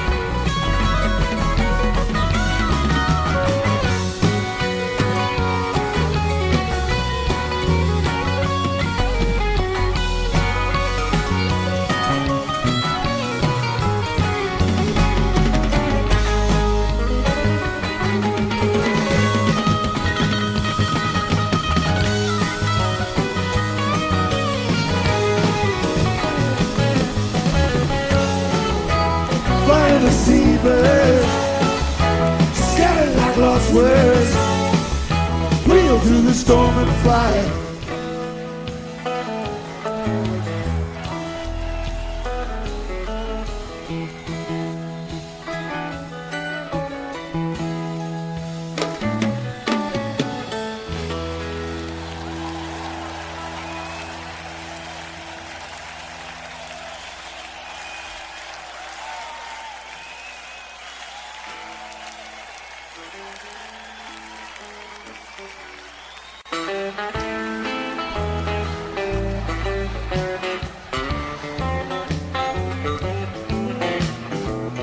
On the day when I was born, Daddy sat down and cried. I had the mark just as plain as day, they could not be denied. They say that Cain caught Abel, rolling Lord he died. Ace of spades behind his ear, him not thinking twice. Step Mississippi uptown, Toodeloo. Hello, baby, I'm gone, goodbye. Have a cup of rock and rye. Farewell to you, old southern skies. I'm on my way, on my way.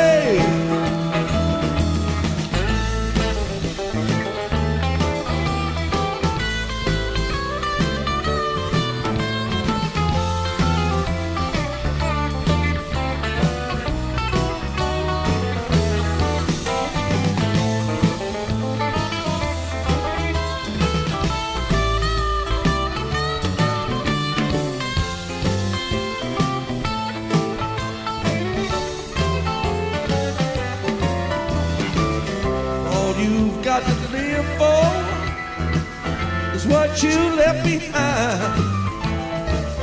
Get yourself a powder charge and seal that silver mine. Lost my boots in transit, babe, powder smoking leather. I didn't reach out to my feet and prayed for better weather. Strip, Mississippi uptown, Toodeloo.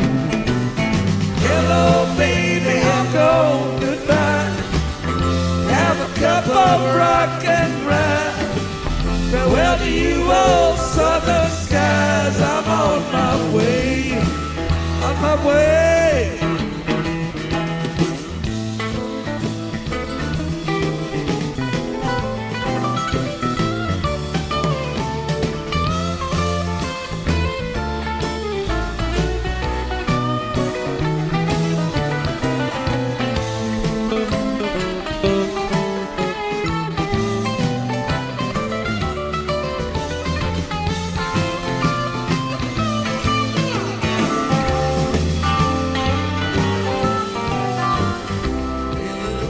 Ship comes in, first man takes the sail, second takes the after deck, the third the planks and rails. What's the point of calling shots? This queue ain't straight in line. Cue balls made of styrofoam, and no one's got the time. Strip, Mississippi uptown, Toodeloo. Hello, baby, I'm gone, goodbye. Have a cup of rock and rye. Farewell to you, old southern skies. I'm on my way, on my way, on my way.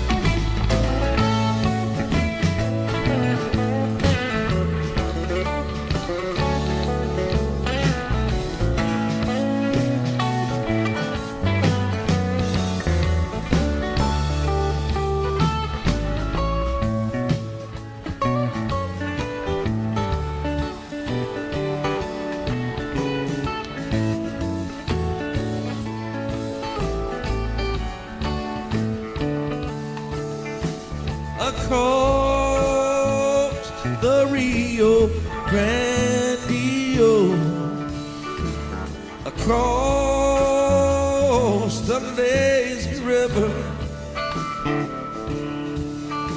across the Rio Grande, across the lazy river, across the Rio Grande,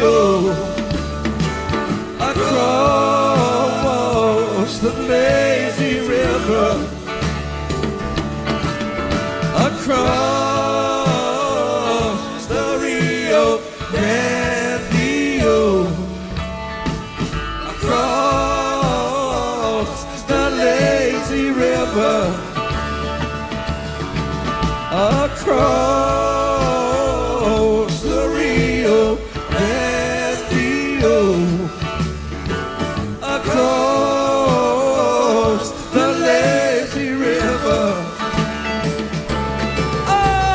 across the Rio Grande, across the lazy river.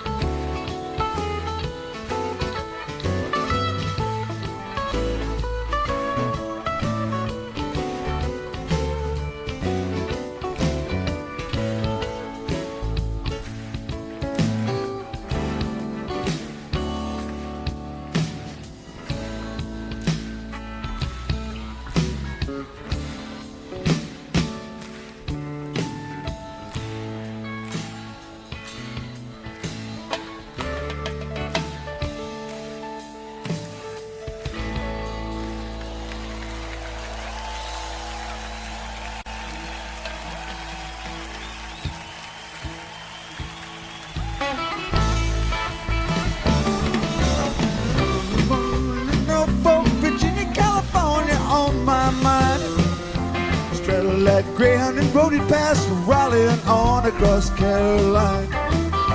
Stopped in Charlotte and bypassed Rockland. We never was a minute late. We was 90 miles out of Atlanta by sundown, rolling across Georgia State. Had a road of trouble that turned into a struggle halfway across Alabama. My hound broke down and left us all stranded in downtown Birmingham.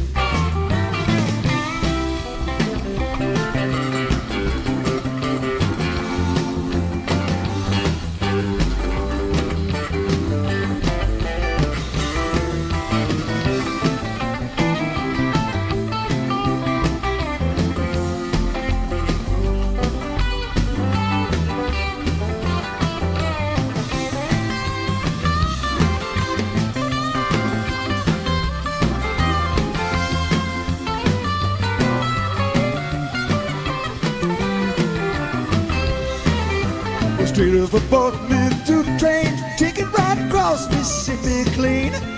And I was on that midnight flyer out of Birmingham, smoking in New Orleans. Somebody help me get out of Louisiana, help me get to Houston town. There's people there who care a thing about me, and they won't let the poor boy down. Sure as you bought me a silk suit with luggage in my hand. And I woke up high over Albuquerque on a jet to the promised land.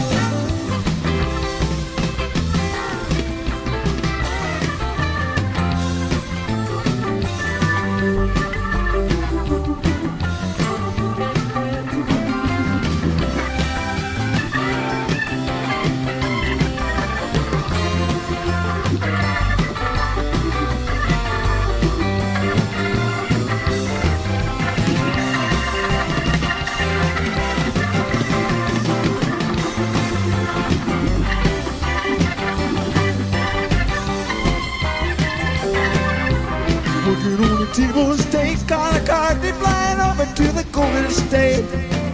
When the pilot told us in 13 minutes we'd be headed in the terminal gate.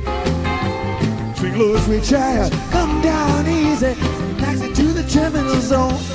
Cut your engines and cool your wings and let me make it to the telephone. Los Angeles, Gimme, Norfolk, Virginia, time, what about 1009? Tell the folks back home is in the promised land, calling it the poor boys on the line.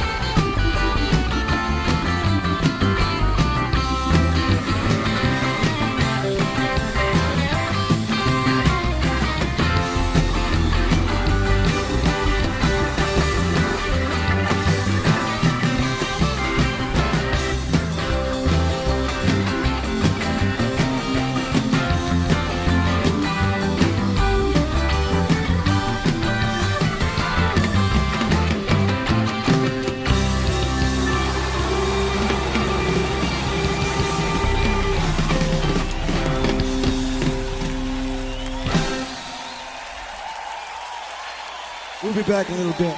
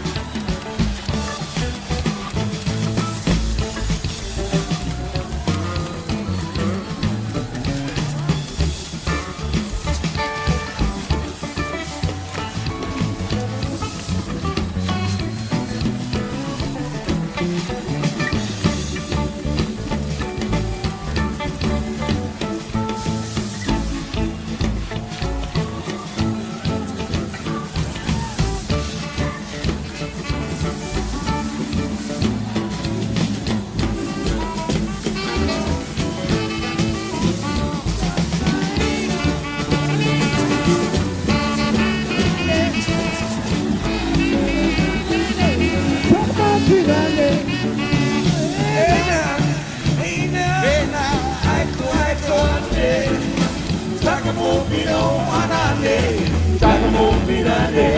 Talk about hey now, hey now, hey now, hey now. Iko ande, Giacomo Pinande, Giacomo Pinande. My spot dog, see your spot dog. Iko mande. My spot dog, see your spot dog. I said Giacomo Pinande. Hey now, hey now, hey now, hey now. Iko mande. Giacomo Pinande, Giacomo Pinande. I'm talking about hey now, hey now, hey now, hey now. Iko ande, Giacomo Pinande, Giacomo Pinande. Look at that boy dressed in gray. I bet you $5 he must go gay. Look at that girl all dressed in green. I bet you $5 she's $1 million queen. Talking about Iko, Iko, Giacomo Pinande, Giacomo Pinande. Hey now, hey now, hey now. Iko, Giacomo Pinande, Giacomo Pinande. My grandma, see your grandpa. Iko, Pinande. My grandpa, see your grandpa. I said, Giacomo Pinande. Hey now, hey now, hey now, hey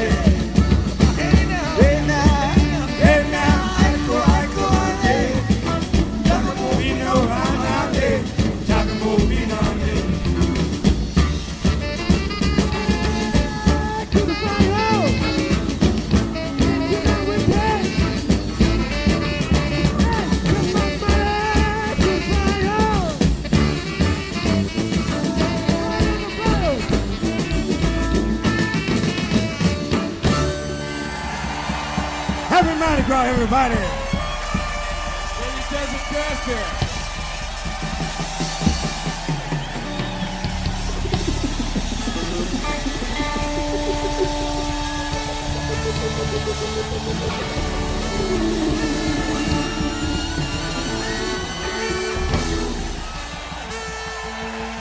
And the denizens of Mardi Gras land. Keep it coming, folks. Keep it coming. Goodbye, everybody. See you next time. Take the Grateful Dead. The Grateful Dead.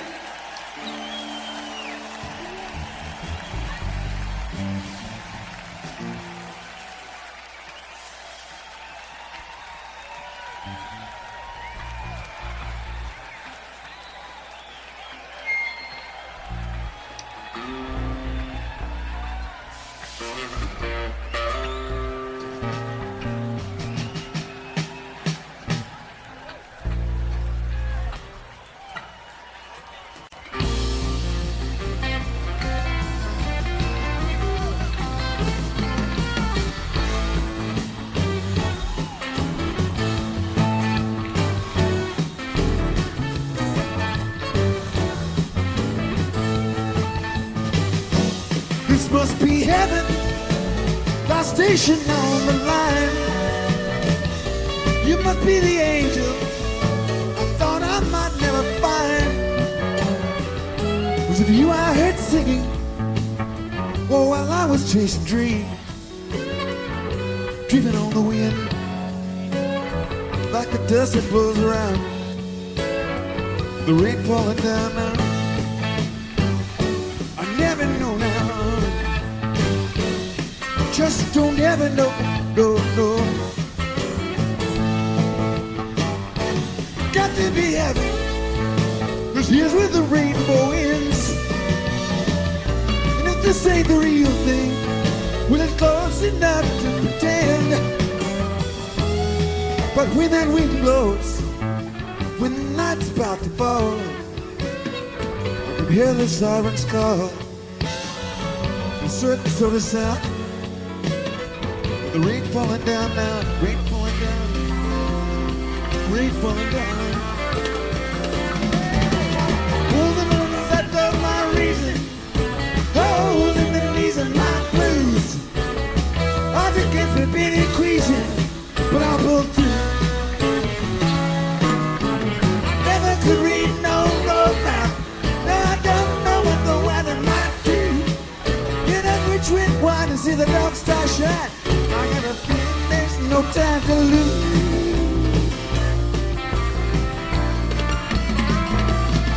damn blue.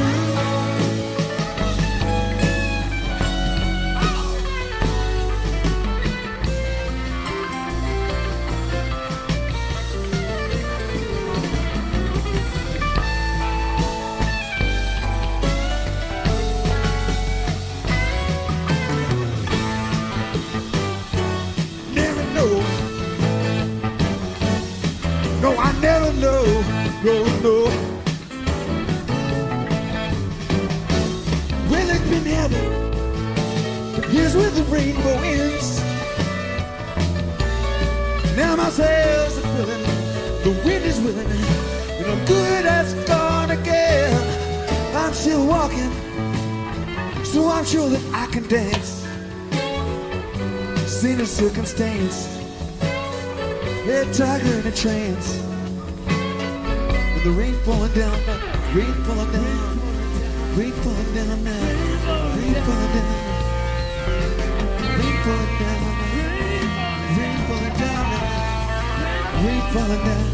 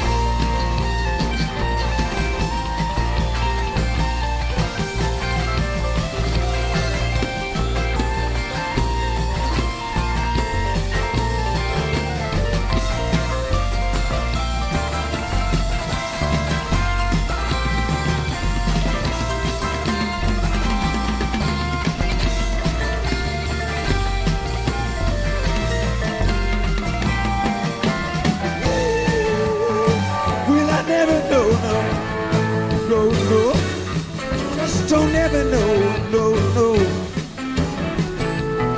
Listen, sure don't know what I'm going for,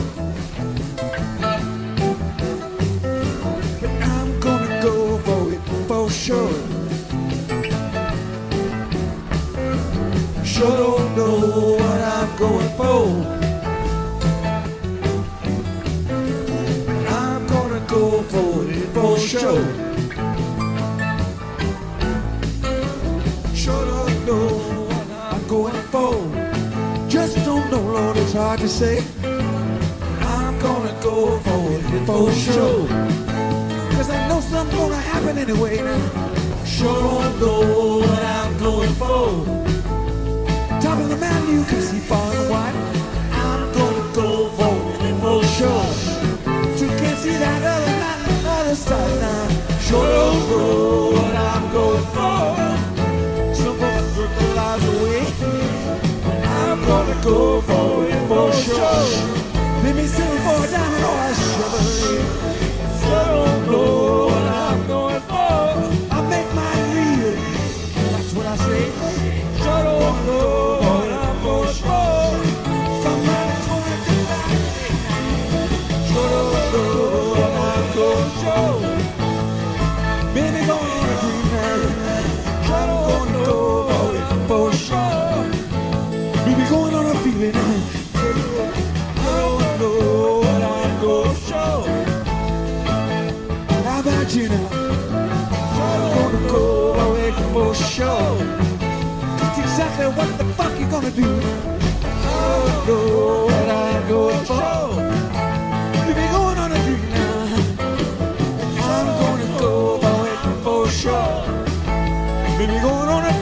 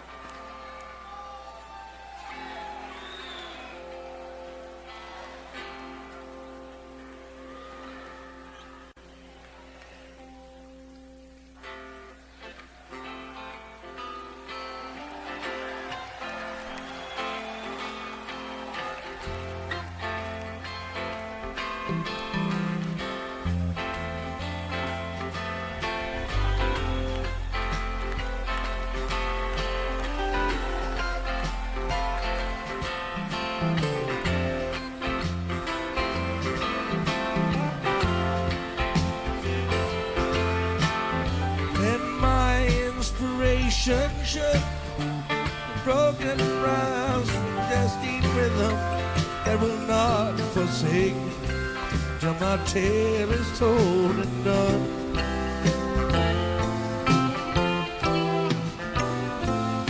While the fire lights aglow, strange shadows from the flames will grow till things seem familiar.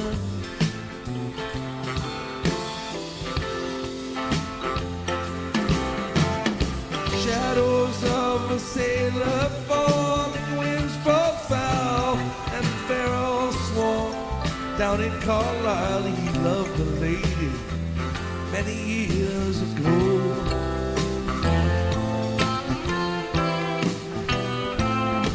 Here beside him stands a man, a soldier from the looks of him, who came through many fights but lost in love.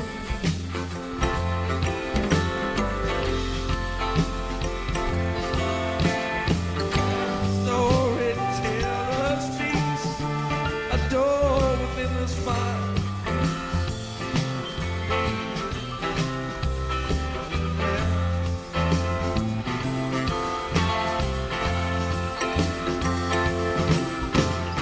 While the storyteller speaks, door within the fire creeps, suddenly flies open, and a girl is standing there.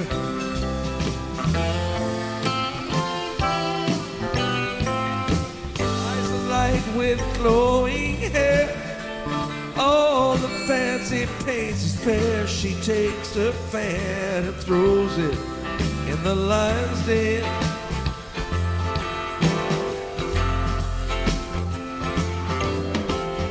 Which of you to gain me tell will risk uncertain pain of hell? I will not forgive you if you will not take the chance.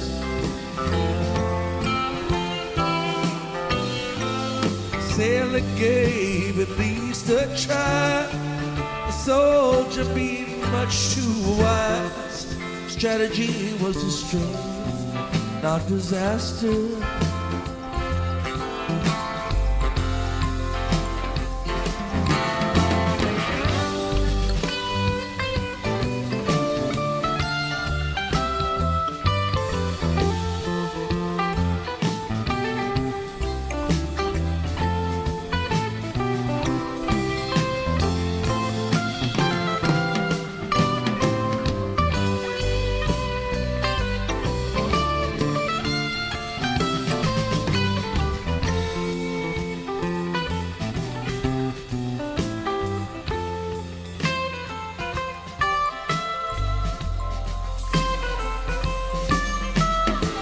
Daily coming out again, lady fairly leapt at him. That's how it stands today. You decide if he was wise.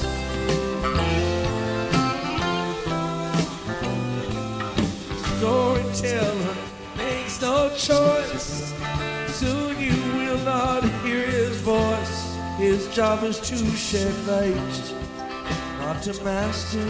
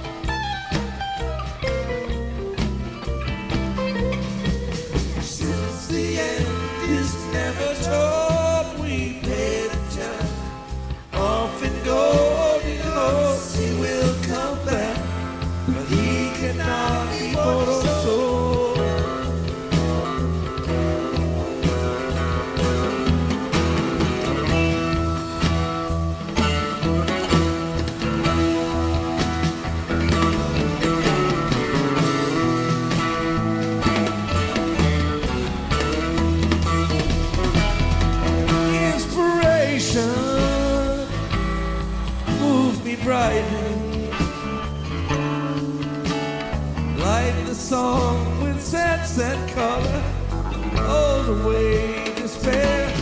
More than this I will not ask, faced with mysteries dark and bad. Statements just seem faint at last. Some rise, some fall, some climb to get to Terrapin.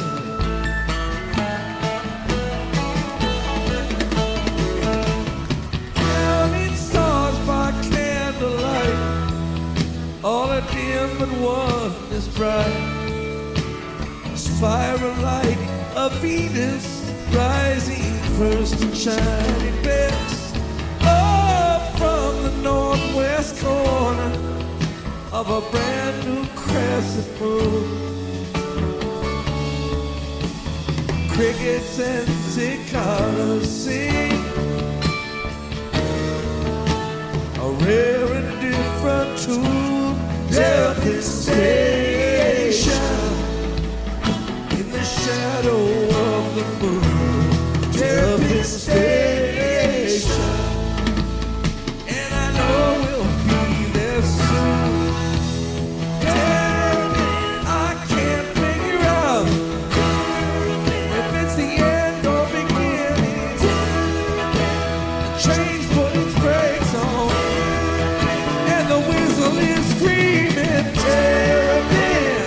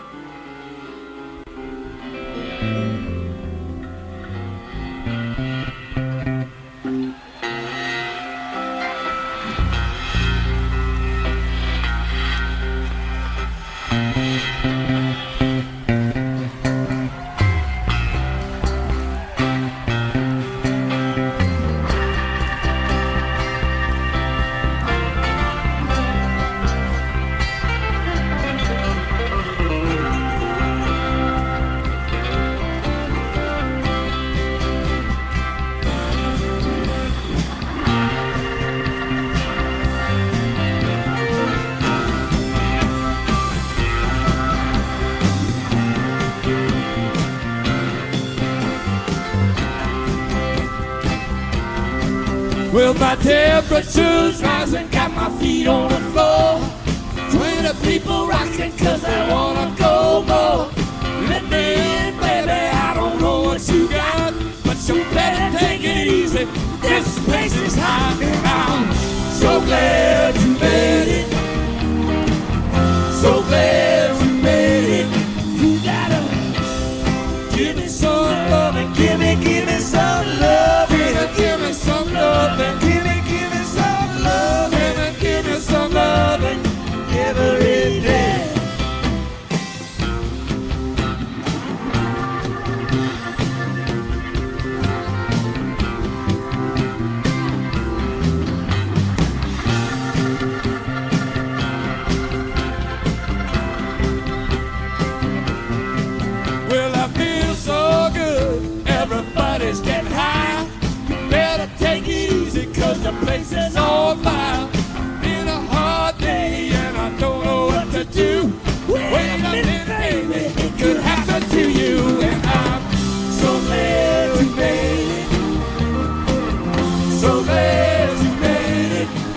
gotta give me some love. Give me some love. Give me some love. Give me some love. Give me some love. Every day.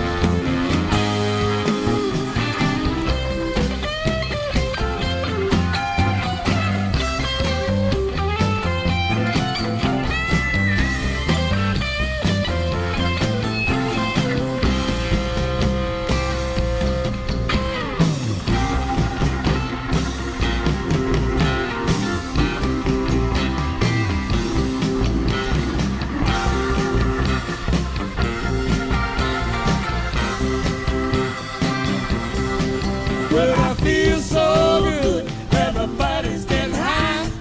Better take it easy, cause the place is on fire. Been a hard day, nothing went too good.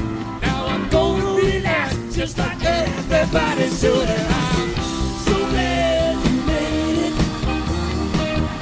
So glad you made it. You gotta give me some love and give me some love and give me some love and give me some love and give me some love and give me some love and give me some love and give me some love and give me some love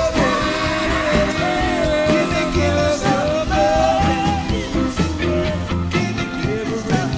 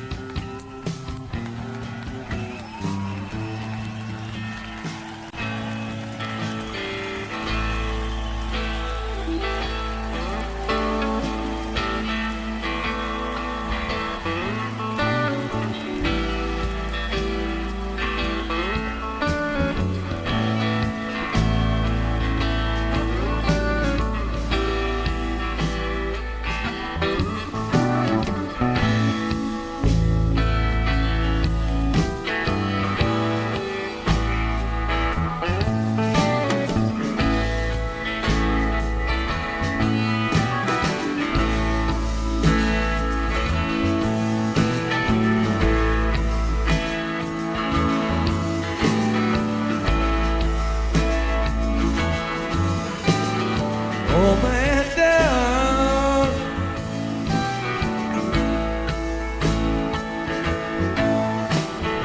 way down, down by the docks of the river.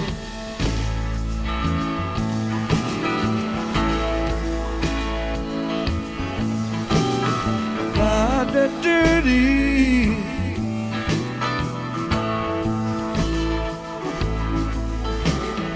ask me for a dime for a cup of coffee.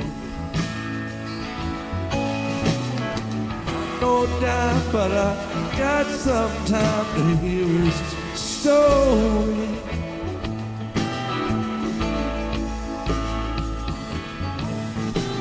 My name is August West, and I love my pretty baby best more than my wife.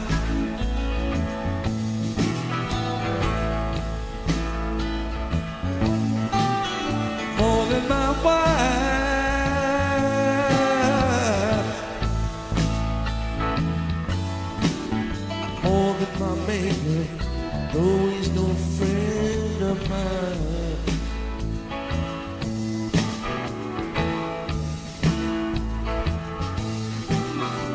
everyone said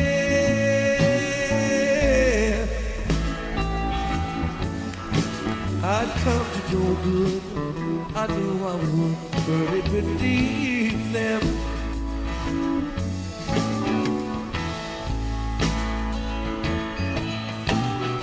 Half of my life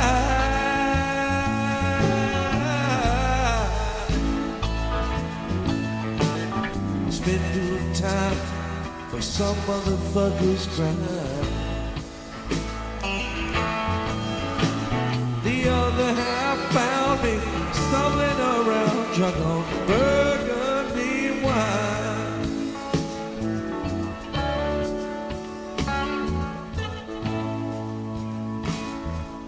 But I'll get back.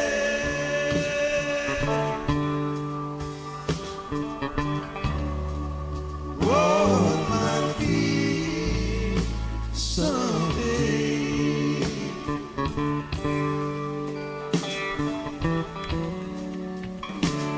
The good Lord willing,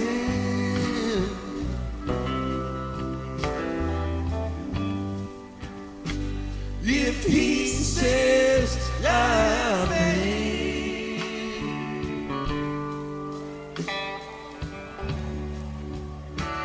I know that the life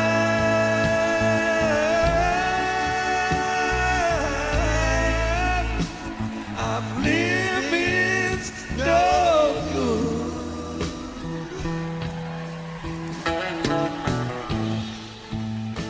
I'll get a new start.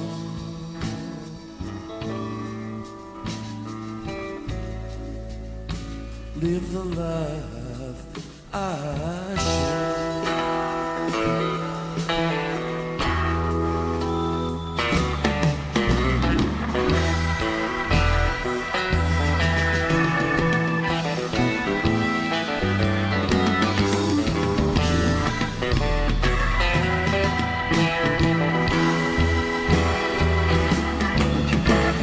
I'll get up and fly away. I'll get up and fly away, fly away.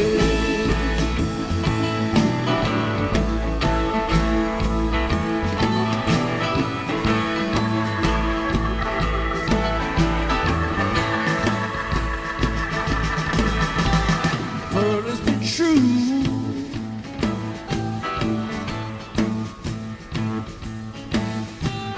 True to me, true to my dying days. Yeah.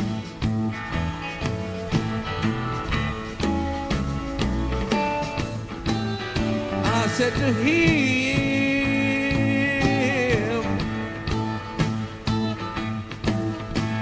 I'm sure she's been. I said to him, I'm sure she's been true to you.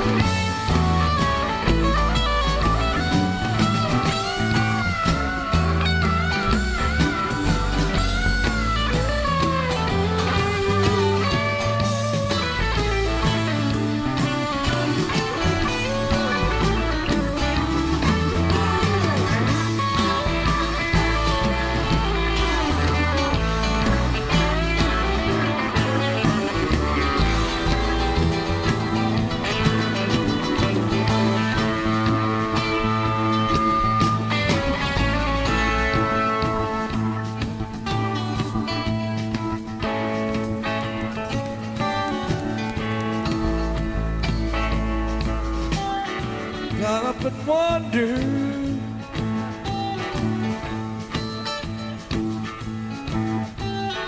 wander downtown, nowhere to go but just to hang around.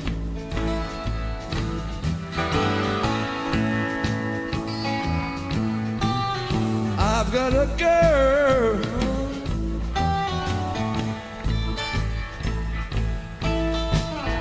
named Monty Lee. Oh, that girl's been true to me.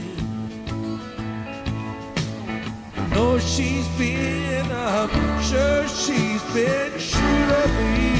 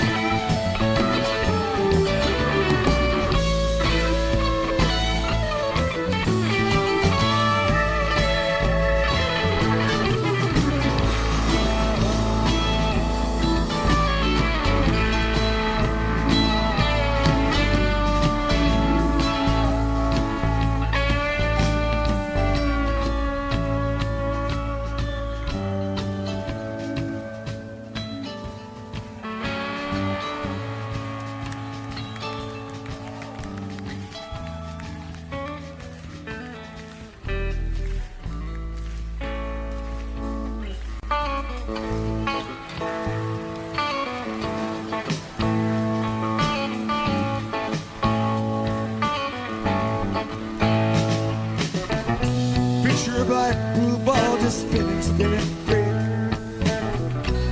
dizzy with eternity,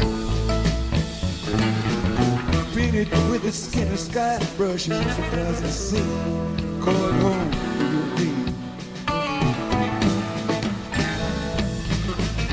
Peaceful place, so it looks from space. Closer look reveals the human race. Full of hope, full of grace is the human face. But a fade,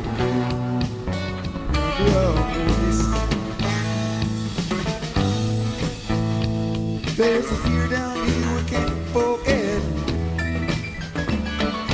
As God named his judge. Always awake, always around. Singing ashes, ashes all fall down. Ashes, ashes all fall down. And watching the ball revolve and the nighttime falls. And again the hunt begins. And again the bloodwind calls. By and by again, the morning sun will rise. The darkness never goes from some men's eyes. No, no! Those sidewalks and roll streets, sticking there, dividing up meat. Nightmare spook, as if he, you and me.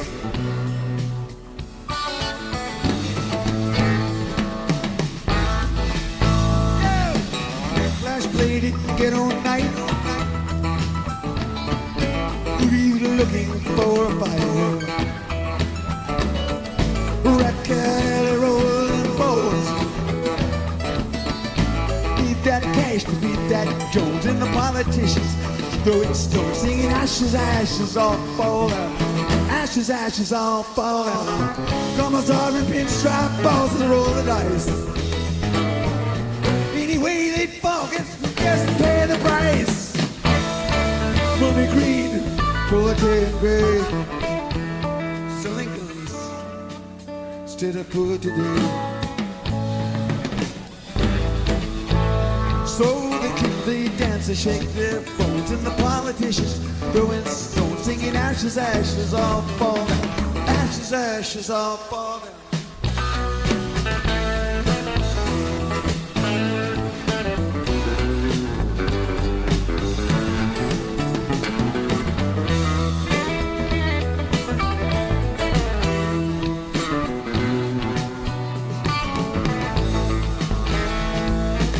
Heartless powers try to tell us what to think.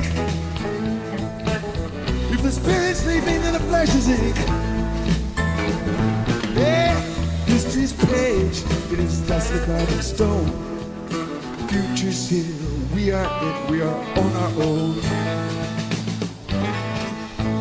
On our own. On our own. On our own. On our own.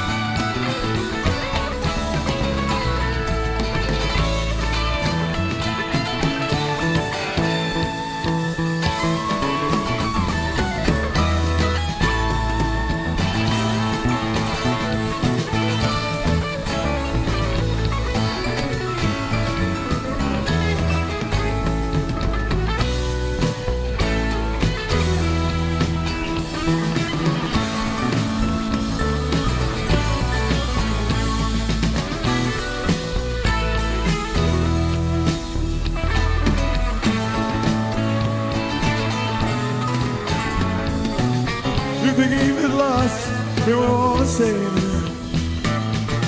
No one left to place it, take the blame. We will leave this place an empty stone.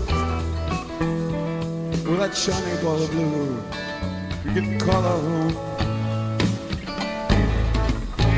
So the kids, they dance and shake their bones, and the politicians throw in stones, singing ashes, ashes, all fall down. Ashes, ashes, all fall down.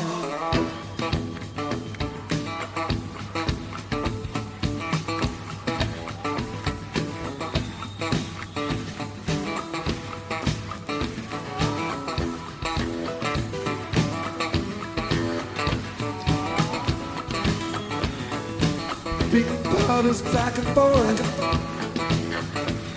singing black goes south and white comes north. Got a whole world full of petty woes, singing I got mine and you got yours.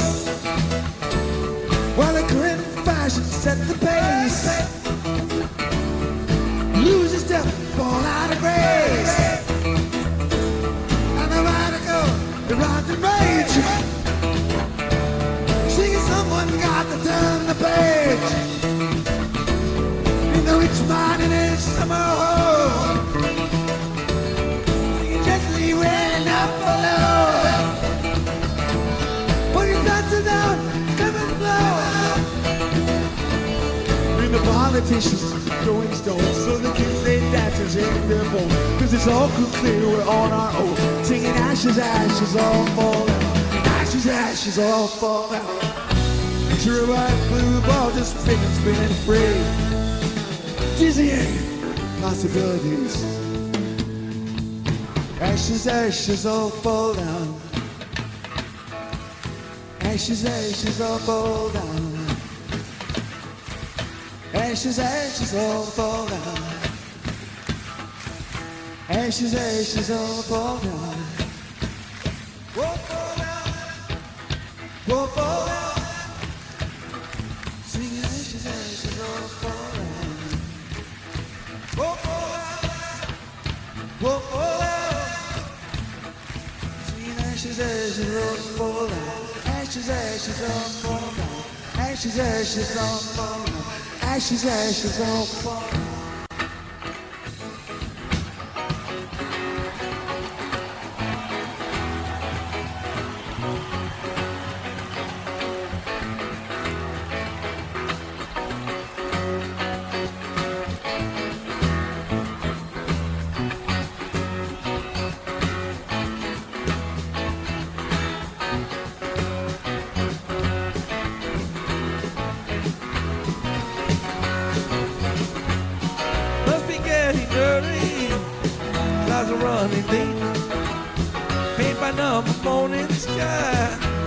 So phony, daughters breaking everywhere. All the candles burns like glare. Draw the curtains, I don't care, 'cause it's alright. I will get by. I will get by. I will get by. I will survive.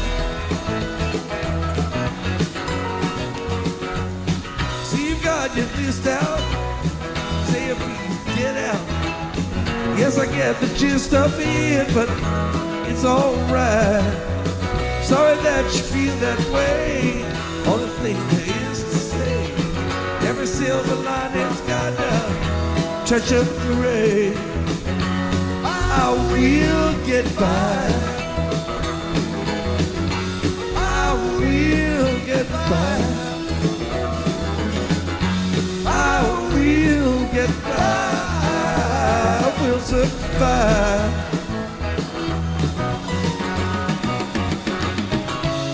It's a lesson to me.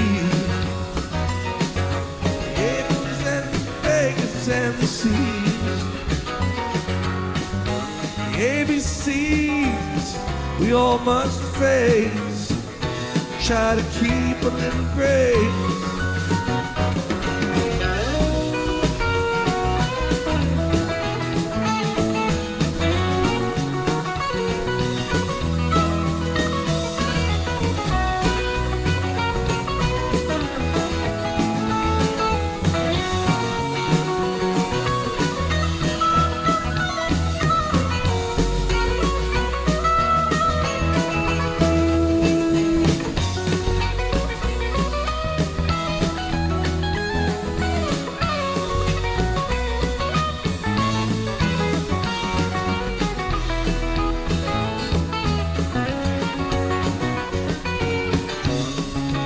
Lesson to me, and the East and the free. The ABCs we all think of, try to win a little love. I know the rent is in arrears, dog is not fed in years. It's even worse than it appears, but it's alright. Cows give kerosene, he can't read 17. The words he knows are all obscene, but it's alright. I will get by. I will get by. I will get by. I will survive. Shoe is on the hand it fits, really nothing much to it. Listen through your teeth and spit, it's alright. Oh well, a touch of gray kind of suits you anyway. That was all I had to say, it's alright. I will get by. I will get by. I will will get by. We'll survive. We will get by. We will get by. We will get by. We will survive.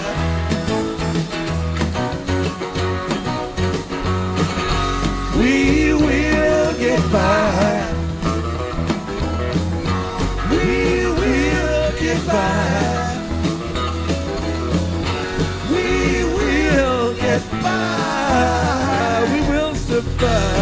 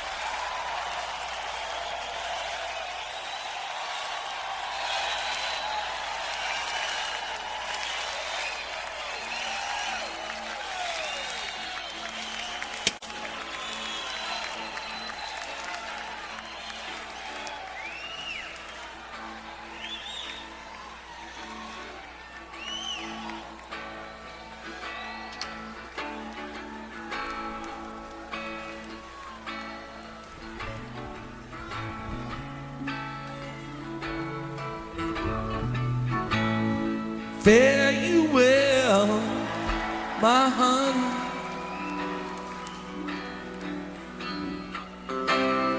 Fare you well, my only true one.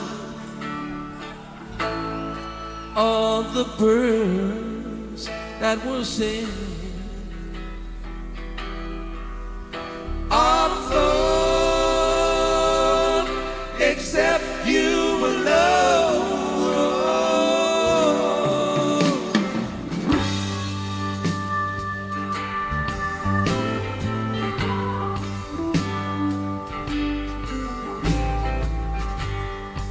Gonna live Brokedown Palace on my hands and my knees. I will roll, roll, roll.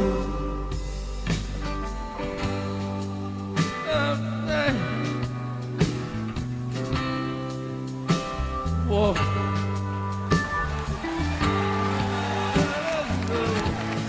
The river.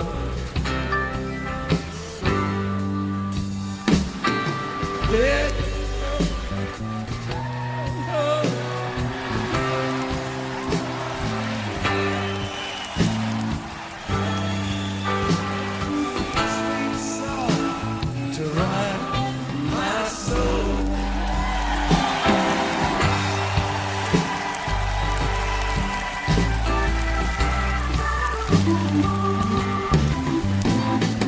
River gonna sing me sweet and sleepy. Sing me sweet and sleepy all the way back home. It's a far gone lullaby sung many years ago. Mama, mama, many worlds I've come since I first left home. Going home by the waterside, I will rest my bones. Listen to the river sing sweet songs to rock my soul.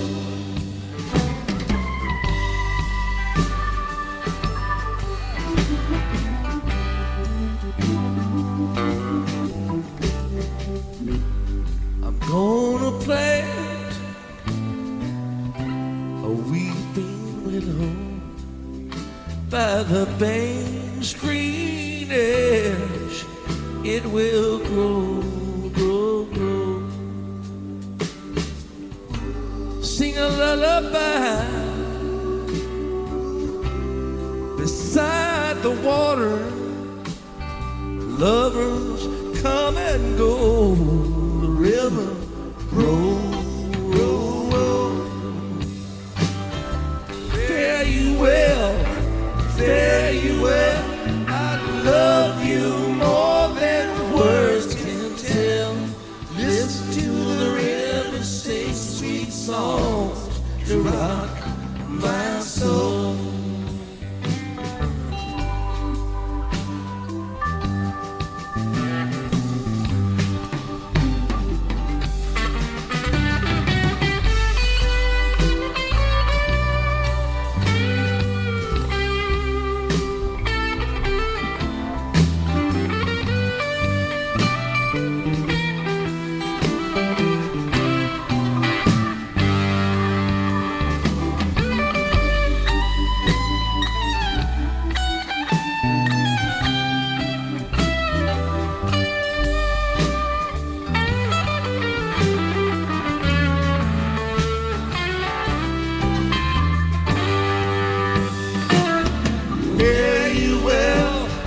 Fare you well, I love you more than words can tell.